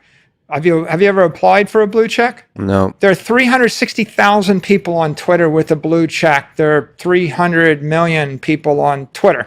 Mm-hmm. So the conventional way to verify accounts is elitist, archaic. Yeah, how does it work? How do you get a blue check? I mean, you got to apply and wait 6 months, and you have to post, like 3 articles in the public mainstream media that illustrates you're a person of interest. Interesting. Generally, they would grant them to CEOs of public companies, or the whole idea is to verify that that you are who you are, who you say you are. All right. But the question is, why isn't everybody verified? Right. And there's a couple of threads on that. One is some people don't want to be doxxed; they want to be anonymous. Sure. But there are even anonymous people that should be verified. Right. Because otherwise, you're subjecting their entire following to phishing attacks and scams and hostility. But the other. What's the orange verification? So this idea, can you actually elaborate a little bit more? If you put up $20. Yeah, I think everybody on Twitter ought to be able to get an orange check if they could come up with like $10. And what is the power of that orange check? What does that verify exactly? You basically post a security deposit for your safe passage through cyberspace. So the way it would work is if you've got $10 once in your life, you can basically show that you're credit worthy. And that's your pledge to me that you're going to act responsibly. So you put the $10 or the $20 into the Lightning wallet, you get an orange check. Then Twitter just gives you a setting where I can say the only people that can DM me are orange checks. The only people that can post on my tweets are orange checks. So instead of locking out the public and just letting your followers, comment, you lock out all the unverified. And that means people that don't want to post $10 security deposit can't comment. Once you've done those two things, then you're in a position to monetize malice. Right, monetize motion or malice for that matter. But let's just say, for the sake of argument, you post something and 9,700 bots spin up, and pitch their whatever scam. Right now, you sit and you go report. And if you spend an hour, you get through half of them. You waste an hour of your life. They just spin up another 97 gazillion because they've got a Python script spinning it up. So it's hopeless. But on the other hand, if you report them and they really are a bot, Twitter's got a method to actually delete the account. They know that they're bots. The problem is not they don't know how to delete the account. The problem is there are no consequences when they delete the account. So if there are consequences, Twitter could they could just seize the $10 or seize the $20 because it's a bot. It's a malicious criminal act or whatever. It is a violation of the platform rules. You end up seizing $10,000, give half the money to the reporter and half the money to the Twitter platform. And that's a really powerful idea, but that's tying it, that's adding friction akin to the kind of friction you have in the physical world. You have consequences, you have real consequences. It's putting conservation of energy. Conservation of energy. There's no friction, there's no nothing on this earth, right? I mean, you can't walk across the room without friction, right? So friction is not bad, right? Unnecessary friction is bad. So in this particular case, you're introducing conservation of energy, and in essence, you're introducing the concept of consequence or truth into cyberspace. And that means if you do want to spin up 10 million fake Les Friedmans, right? It's going to cost you $100 million to spin up 10 million fake Lexes. But the thing is, you could do that with the dollar. But your case, you're saying that it's more tied to physical reality when you do that with Bitcoin. Yeah, well, let's follow up on that idea a bit more. If you did do it with the dollar, then the question is, how do 6 billion people deposit the dollars? Right? Because what you're doing is, could you do it with a credit card? Like, how do you send dollars? Well, you have to dox yourself. It's not easy. Sure. So you're talking about inputting a credit card transaction, doxing yourself, and now you've just eliminated the 2 billion people that don't have credit cards or don't have banks. You've also got a problem with everybody that wants to remain anonymous. But you've also got this other problem, which is credit cards are expensive transactions, low frequency, slow settlement. So do you really want to pay 2.5% every time you actually show a $20 deposit? And maybe you could do a kludgy version of this for a subset of people. It's like it's 10% as good if you did it with conventional payment rails. But what you can't do is the next idea, which is I want the orange badge to be used to give me safe passage through cyberspace, tripping across every platform. So how do I solve the denial of service attacks against a website? I publish a website, you hit it with 1 million requests. Okay, now how do I deal with that? Well, I can lock you out and I can make it a zero trust website, and then you have to be coming at me through a trusted firewall or with a trusted credential, but that's a pretty draconian thing. Or I could put it behind a lightning wall. A lightning wall would be, I just challenge you, Lex. You want to browse my website, you have to show me your 100,000 Satoshis. Do you have 100,000 Satoshis? Click. Okay. Now you click away 100 times or 1,000 times, and after 1,000 times, I'm like, well, now Lex, you're getting offensive. I'm going to take a Satoshi from you or 10 Satoshis, a microtransaction. You want to hit me 1 million times? I'm taking all your Satoshis and locking you out. What you want to do is you want to go through 200 websites a day, and what you want every time you cross a domain, you need to be able to, in a split second, prove that you've got some asset. And now when you cross back, when you exit domain, you want to fetch your asset back. So how do I, in a friction-free fashion, browse through dozens or hundreds of websites, post a security deposit for safe passage, and then get it back? You couldn't afford to pay a credit card fee each time. When you think about 2.5% as a transaction fee, it means you trade the money 40 times and it's gone. Yeah. It's gone. Yeah. So you can't do this kind of hopping around through the internet with this kind of verification that grounds you to physical reality. It's a really, really interesting idea. Why hasn't that been done? I think you need two things. You need an idea like a digital asset like Bitcoin that's a bearer instrument for final settlement. And then you need a high-speed transaction network like Lightning, where the transaction cost might be a 20th of a penny or less. Mhm. And if you roll the clock back 24 months, I don't think you had the Lightning Network in a stable point. It's really just the past 12 months. It's an idea you could think about this year, and I think you need to be aware of Bitcoin as something other than like a scary speculative asset. Mhm. So I really think we're just the beginning. The embryonic stage. I have to ask, Michael Saylor, you said before there's no second best to Bitcoin. What would be the second best? Traditionally, there's Ethereum with smart contracts, Cardano with proof of stake, Polkadot with interoperability between blockchains. Dogecoin has the incredible power of the meme. Privacy with Monero. I just can keep going. There's of course after the block size wars, the different offshoots of Bitcoin. I think if you decompose or segment the crypto market, you've got crypto property. Bitcoin is the king of that. And other Bitcoin forks that wanted to be a bearer instrument, store of value, like would be a property, a Bitcoin Cash or a Litecoin, something like that. Then you've got cryptocurrencies. I don't think Bitcoin's a currency because a currency I define in nation state sense. A currency is a digital asset that you can transfer as in a transaction without incurring a taxable obligation.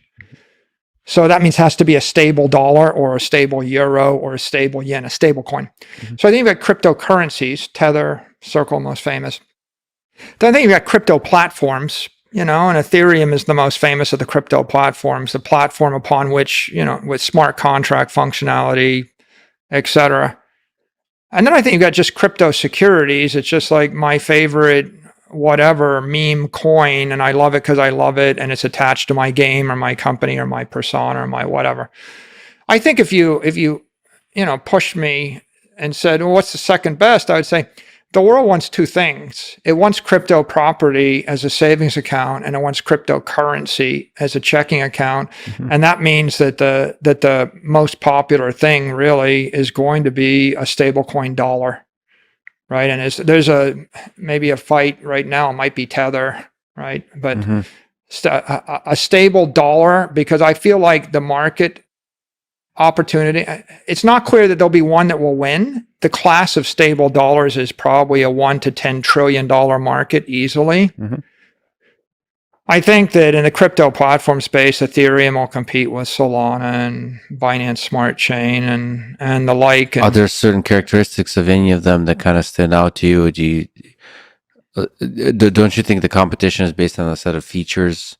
Also, so the set of features that a cryptocurrency provides, but also the community that it provides. Don't you think the community matters and sort of the adoption, the dynamic of the adoption, both across the developers and the investors? If I'm looking at them, the first question is what's the regulatory risk? How likely is it to be deemed a property versus security? And the second is what's the competitive risk? And the third is what's the speed and the performance? And all those things, lead to the question of what's the security risk? How likely is it to crash and burn, and how stable or unstable is it? And then there's the marketing risk. I mean, there are different teams behind each of these things and communities behind them. I think that the big cloud looming over the crypto industry is regulatory treatment of cryptocurrencies and regulatory treatment of crypto securities and crypto platforms. And I think that won't be determined until the end of the first Biden administration.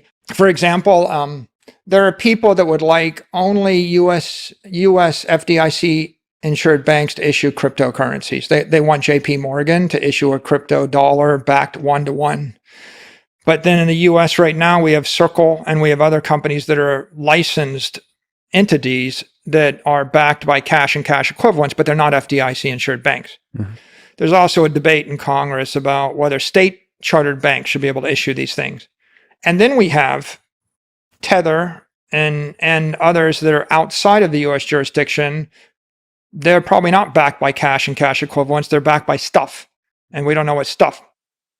And then finally, you have, UST and DAI, which are algorithmic stable coins, right? That are even more innovative, further outside the compliance framework. So if you ask who's going to win, the question is really, I don't know, will the market decide or will the regulators decide?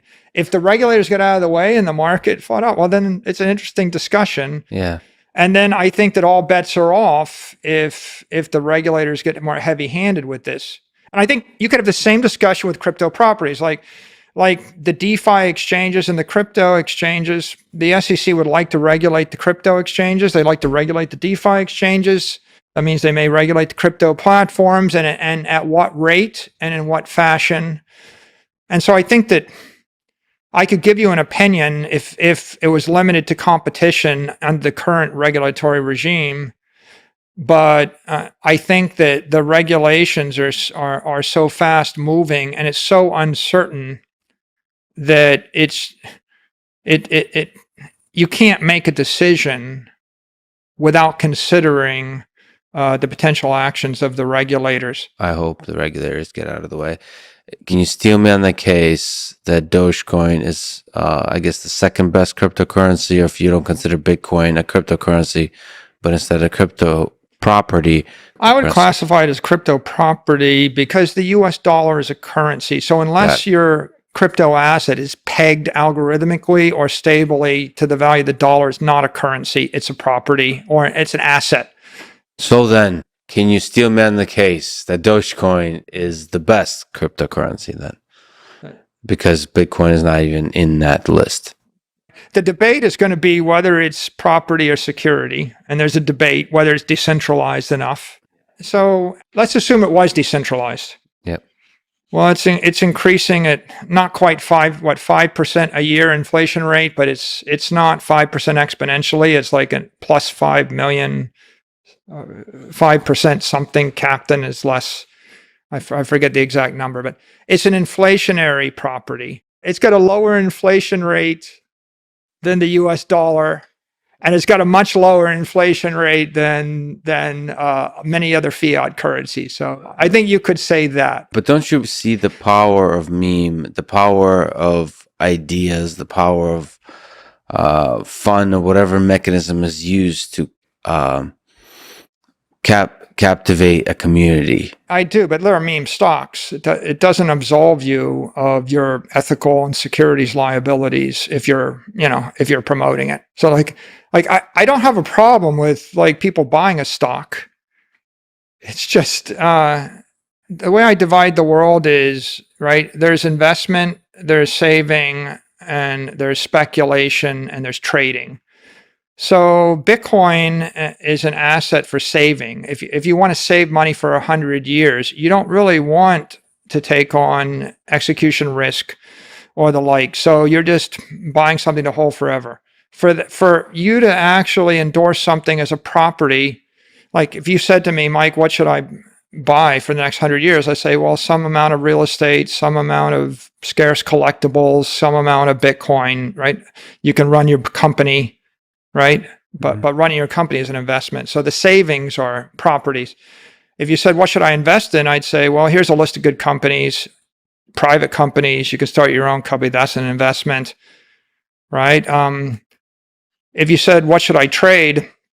Well, trading is like a proprietary thing. Like I don't have any special insight into that. If you're a good trader, you are. If you said to me, what should you speculate in? Mm-hmm.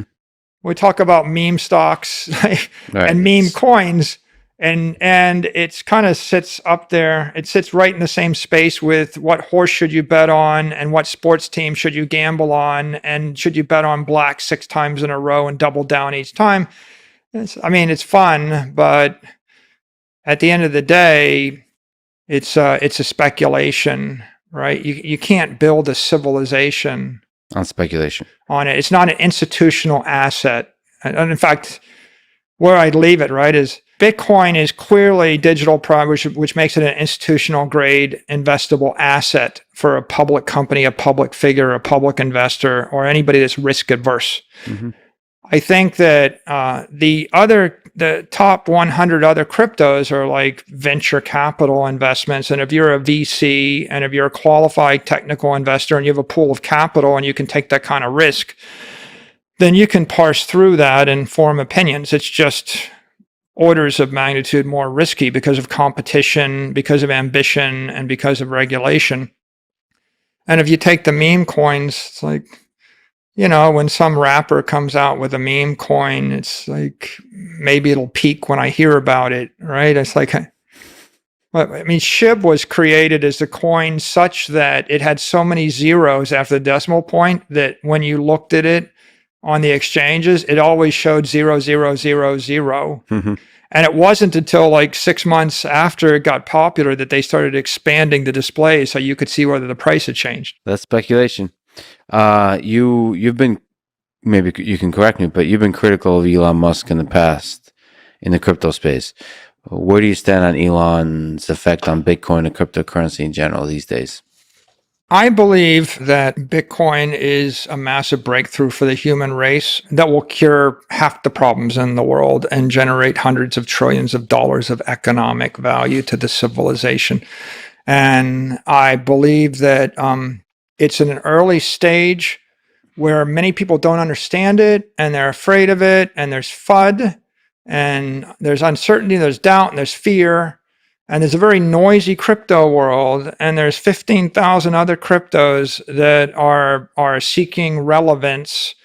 And I think most of the FUD is actually fueled by the other crypto entrepreneurs.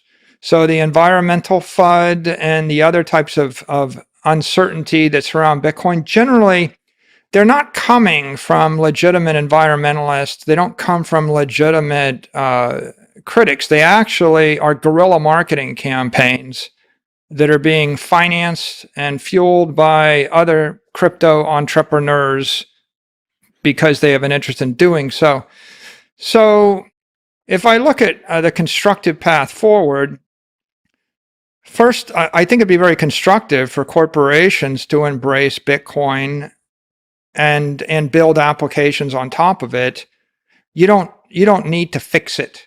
There's nothing wrong with it, right? Mm-hmm. Like when you put it on a layer 2 and a layer 3, it moves 1 billion times a second at the speed of light. So every beautiful, cool DeFi application, every crypto application, everything you could imagine you might want to do, you can do with a legitimate company and a legitimate website or mobile application sitting on top of Bitcoin or Lightning, if you want to.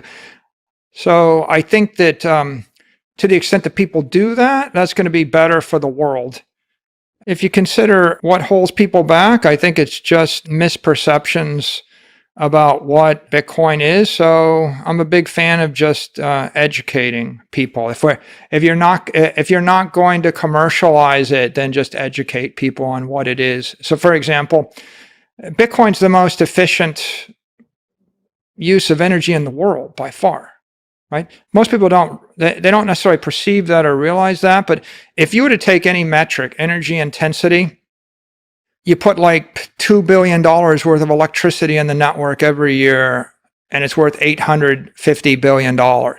There is no industry in the real world, right, that is that energy efficient. Not only that energy efficient, it's also the most sustainable industry. We do surveys. 58% of Bitcoin mining energy is sustainable. So there's a very good story. In fact, every other industry, planes, trains, automobiles, construction, food, medicine, everything else is less clean, less efficient. So the basic debate I wouldn't say there is a debate. I would just say that to the extent that the Bitcoin community had any issue with Elon, it was just, this environmental, uncertainty that he fueled in a couple of his tweets, right? Which I think just is very distracting. Well, that was one of them, but I think it's like the Bitcoin maximalists, but generally the crypto community, what you call the crypto entrepreneurs, are, it's also, they're using it for investment, for speculation, and therefore get very passionate about people's kind of celebrities, including you, like famous people, Right. saying positive stuff about any one particular crypto thing, a thing you can buy in Coinbase. And so they might be unhappy with Elon Musk that he's promoting Bitcoin and then not, and then promoting Dogecoin, then not. And this kind of, there's so much emotion tied up in the communication on this topic.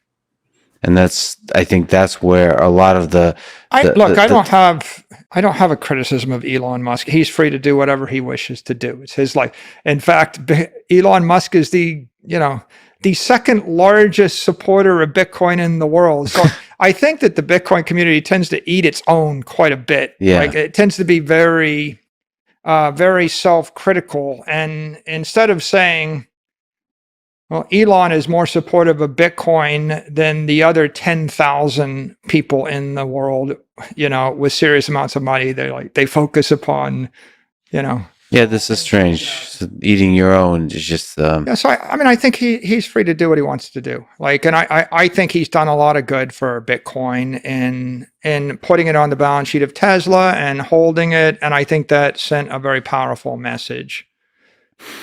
Do you have advice for young people? So you've had a heck of a life. You've done quite a lot of things. Start before MIT, but starting with MIT. Is there advice you have for young people in high school and college? How to have a career they can be proud of? How to have a life they can be proud of? I was asked by somebody for quick advice for his young children. He had twins when they enter adulthood. He said, give me your advice for them in a letter. I'm going to give it to them when they turn 21 or something. Mm-hmm. So then I thought I was at a party, and then he handed me this sheet of paper. And I thought, oh, he wants me to write it down right now. So I sat down, I started writing, and I figured, well, what would you want to tell someone at age 21? You wrote it down. So I wrote it down. Awesome. And then I tweeted it, and it's sitting on Twitter, but I tell you what I said. I said, mm-hmm. My advice if you're entering adulthood, focus your energy, guard your time, train your mind, train your body, think for yourself, curate your friends, curate your environment, keep your promises, stay cheerful and constructive, and upgrade the world. Like that was the 10. Upgrade the world. That's an interesting choice of words. Upgrade the world. Upgrade the world. It's like an engineer's your energy. It's a very engineering themed. Keep your promises too. That's an interesting one. I think most people suffer because they don't focus. Like you got to figure out. I think the big risk in this world is there's too much of everything. Yeah. Like you can sit and watch chess videos 100 hours a week, and you'll never get through all the chess videos. Right? There's too much of every possible thing, too much of every good thing. So figuring out what you want to do, and then everything will suck up your time, right? There's 100 streaming channels to binge watch on. So you got to guard your time, and then train your body, train your mind, and control who's around you, control what surrounds you. So ultimately, in a world where there's too much of everything, then your it's like those laser eyes. It's like those laser eyes. You have to focus on just a few of those things. Yeah, I got 1,000 opinions we could talk about, and I could pursue 1,000 things, but I don't expect to be successful. And I'm not sure that my opinion in any of the 999 is any more valid than the leader of thought in that area. So how about if I just focus upon one thing and then deliver the best I can in the one thing? That's the laser eye message. The rest get you distracted. Well, how do you achieve that? Do you find yourself, given where you are in life, having to say no a lot? Or just focus comes naturally when you just ignore everything around you? So how do you achieve that focus? I think it helps if people know what you're focused on. So everything about you just radiates that people know. People know this is... If they know what you're focused on, then you won't get so many other things coming your way. If you dally, or if you flirt with 27 different things, then you're going to get approached by people in each of the 27 communities, right? You mentioned getting a PhD and giving your roots at MIT. Do you think there's all kinds of journeys you can take to educate yourself? Do you think a PhD or school is still worth it? Or is there other paths through life that... Is it worth it if you have to pay for it? Is it worth it if you have to spend the time on it? The time and the money is a big cost. I think... time probably the bigger one, right? It seems clear to me that the world wants more specialists. It wants you to be an expert and to focus on in one area. And it's punishing generalist, jack of all trades, especially people that are generalists in the physical realm. Because if you're a specialist in the digital realm, you might very well, you're the person with 700,000 followers on Twitter and you show them how to tie knots. Or, you're the banjo player, with 1.8 million followers. And when everybody types banjo, it's you, right? Yeah. And so the world wants people that do something well, and then it wants to stamp out 18 million copies of them. And so that argues in favor of focus. Now, I mean, the definition of a PhD is someone with enough of an education that they're capable of or have made. I guess to get a PhD, technically, you have to have done a dissertation where you made a seminal contribution to the body of human knowledge, right? And if you haven't done that, technically, you have a master's degree, but you're not a doctor. So if you're interested in any of the academic disciplines that a PhD would be granted for, then I can see that being a reasonable pursuit. But there are many people that are specialists. The Aggimator?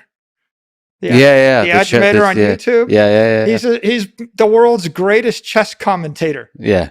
And I've watched his career, and he's got progressively better, and he's really good. He's going to love hearing this. If the Aggimator ever hears this, I'm a big fan of the Aggimator. Unfortunately, I have to cut myself off, right? Because otherwise you'll watch the entire Paul Morphy saga for your weekend.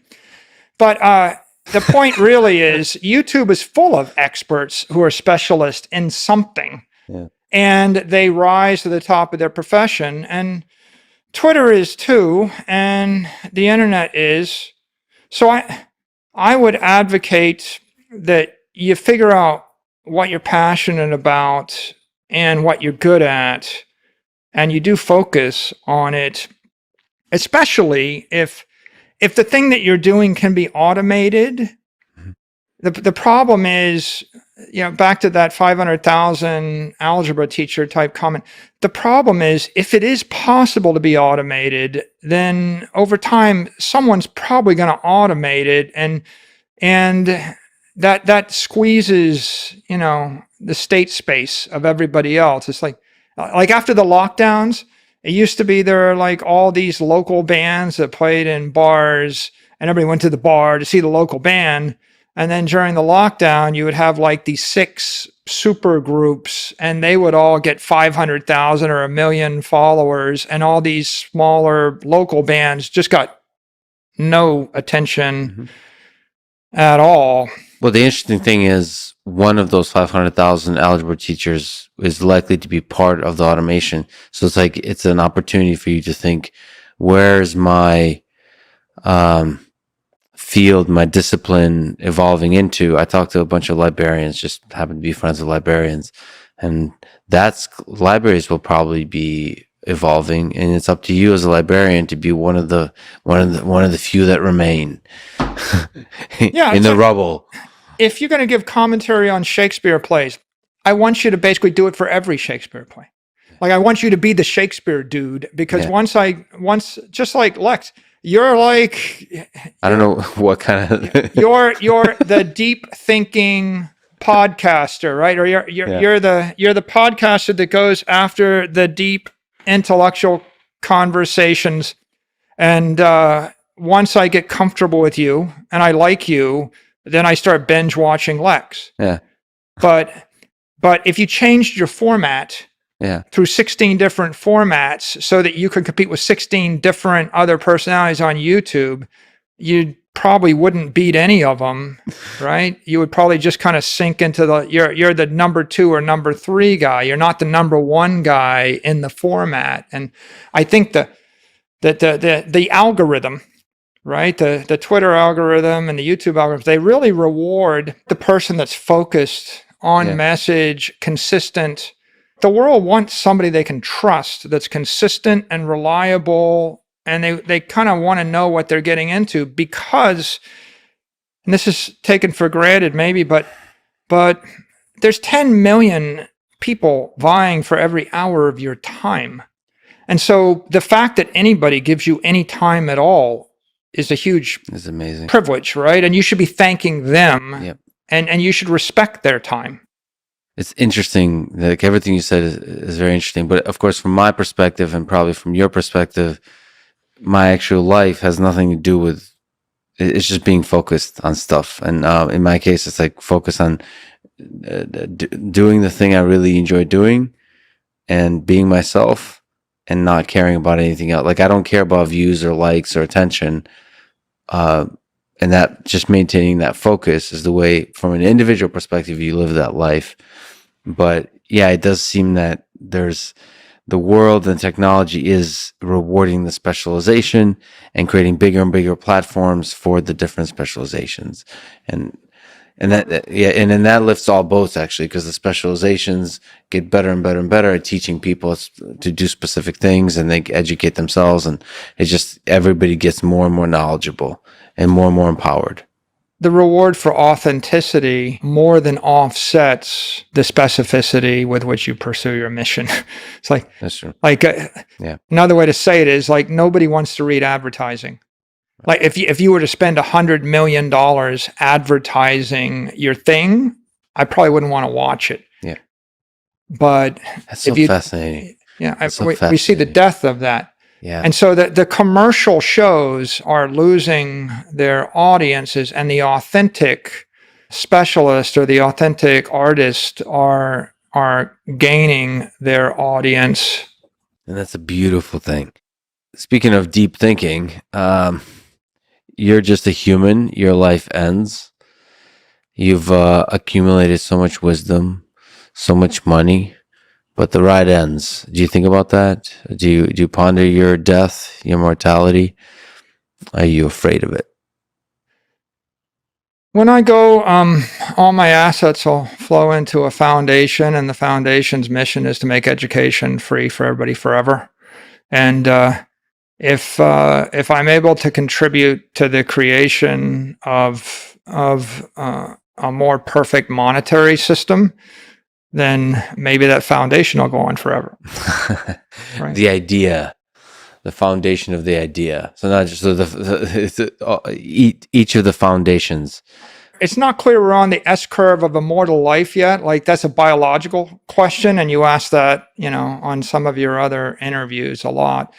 I think that we are on the threshold of immortal life for ideas, or immortal life for certain institutions or computer programs. So if we can fix the money, then you can create a technically perfected endowment.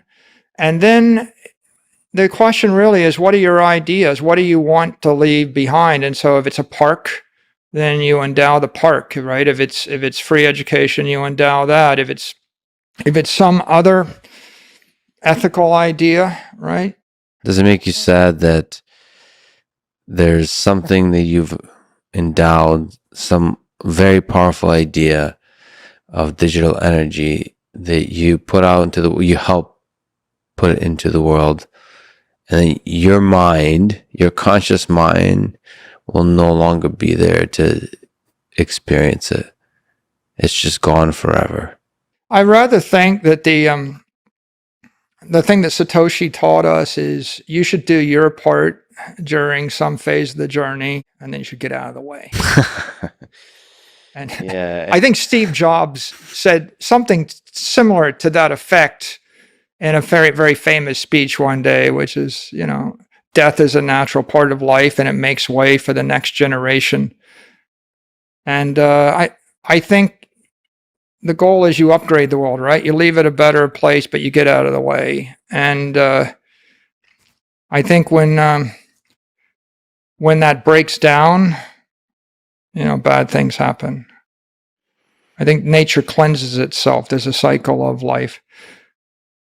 And speaking one of great people who did also get out of the way is George Washington. So hopefully when you get out of the way, nobody's bleeding you to death in hope of helping you. What do you think? To do a bit of a callback, what do you think is the meaning of this whole thing? What's the meaning of life? Why are we here? We talked about the rise of human civilization. It seems like we're engineers at heart. We build cool stuff. Better and better use of energy, channeling energy to be productive. Why? What's it all for? You're getting metaphysical on me. Very. There's a beautiful boat to the left of us. Like, why do we do that? This boat that sailed the ocean. Then we build models of it to celebrate great engineering of the past. To engineer is divine. You can make lots of arguments as why we're here. We're either here to entertain ourselves, or we're here to create something that's beautiful or something that's functional. I think if you're an engineer, you entertain yourself by creating something that's both beautiful and functional. So I think all three of those things. It's entertaining, but it's ethical. You got to admire, the first person that built a bridge crossing a chasm, or the first person to work out the problem of how to get running water to a village, or the first person that figured out how to, dam up a river, or mastered agriculture, or the guy that figured out, how to grow fruit on trees or created orchards, and maybe one day he had like 10 fruit trees. He's pretty proud of himself. So that's functional. There is also something to that, just like you said, that's just beautiful. It does get you closer to, like you said, the divine. Something, when you step back and look at the entirety of it, a collective of humans using a beautiful invention or creation, or just something about this instrument is creating a beautiful piece of music. That seems just right. That's what we're here for. Whatever the divine is, it seems like we're here for that. And I, of course, love talking to you because from the engineering perspective, the functional is ultimately the mechanism towards the beauty. Isn't there something beautiful about making the world a better place for people that you love? Yeah. Your friends, your family, or yourself? And when you think about the entire arc of human existence, and you roll the clock back 500,000 years, and you think about every struggle of everyone that came before us and everything they had to overcome in order to put you here right now, you got to admire that, right? You got to respect that. That's a heck of a gift they gave us. It's also a heck of a responsibility. Don't screw it up. If I dropped you 500,000 years ago and I said, figure out steel refining, or figure out silicon chips fab production, or whatever it is, Fly or like, fire. And so now we're here, and I guess the way you repay them is you fix everything in front of your face you can, Yeah. right? And that means to someone like Elon, it means get us off the planet, right? To someone like me, it's like, I think, fix the energy in the system. And that gives me hope. Michael, this was an incredible conversation. You're an incredible human. It's a huge honor you would sit down with me. Thank you so much for talking today. Yeah, thanks for having me, Lex. Thanks for listening to this conversation with Michael Saylor. To support this podcast, please check out our sponsors in the description. And now, let me leave you with a few words from Francis Bacon. Money is a great servant, but a bad master. Thank you for listening, and hope to see you next time.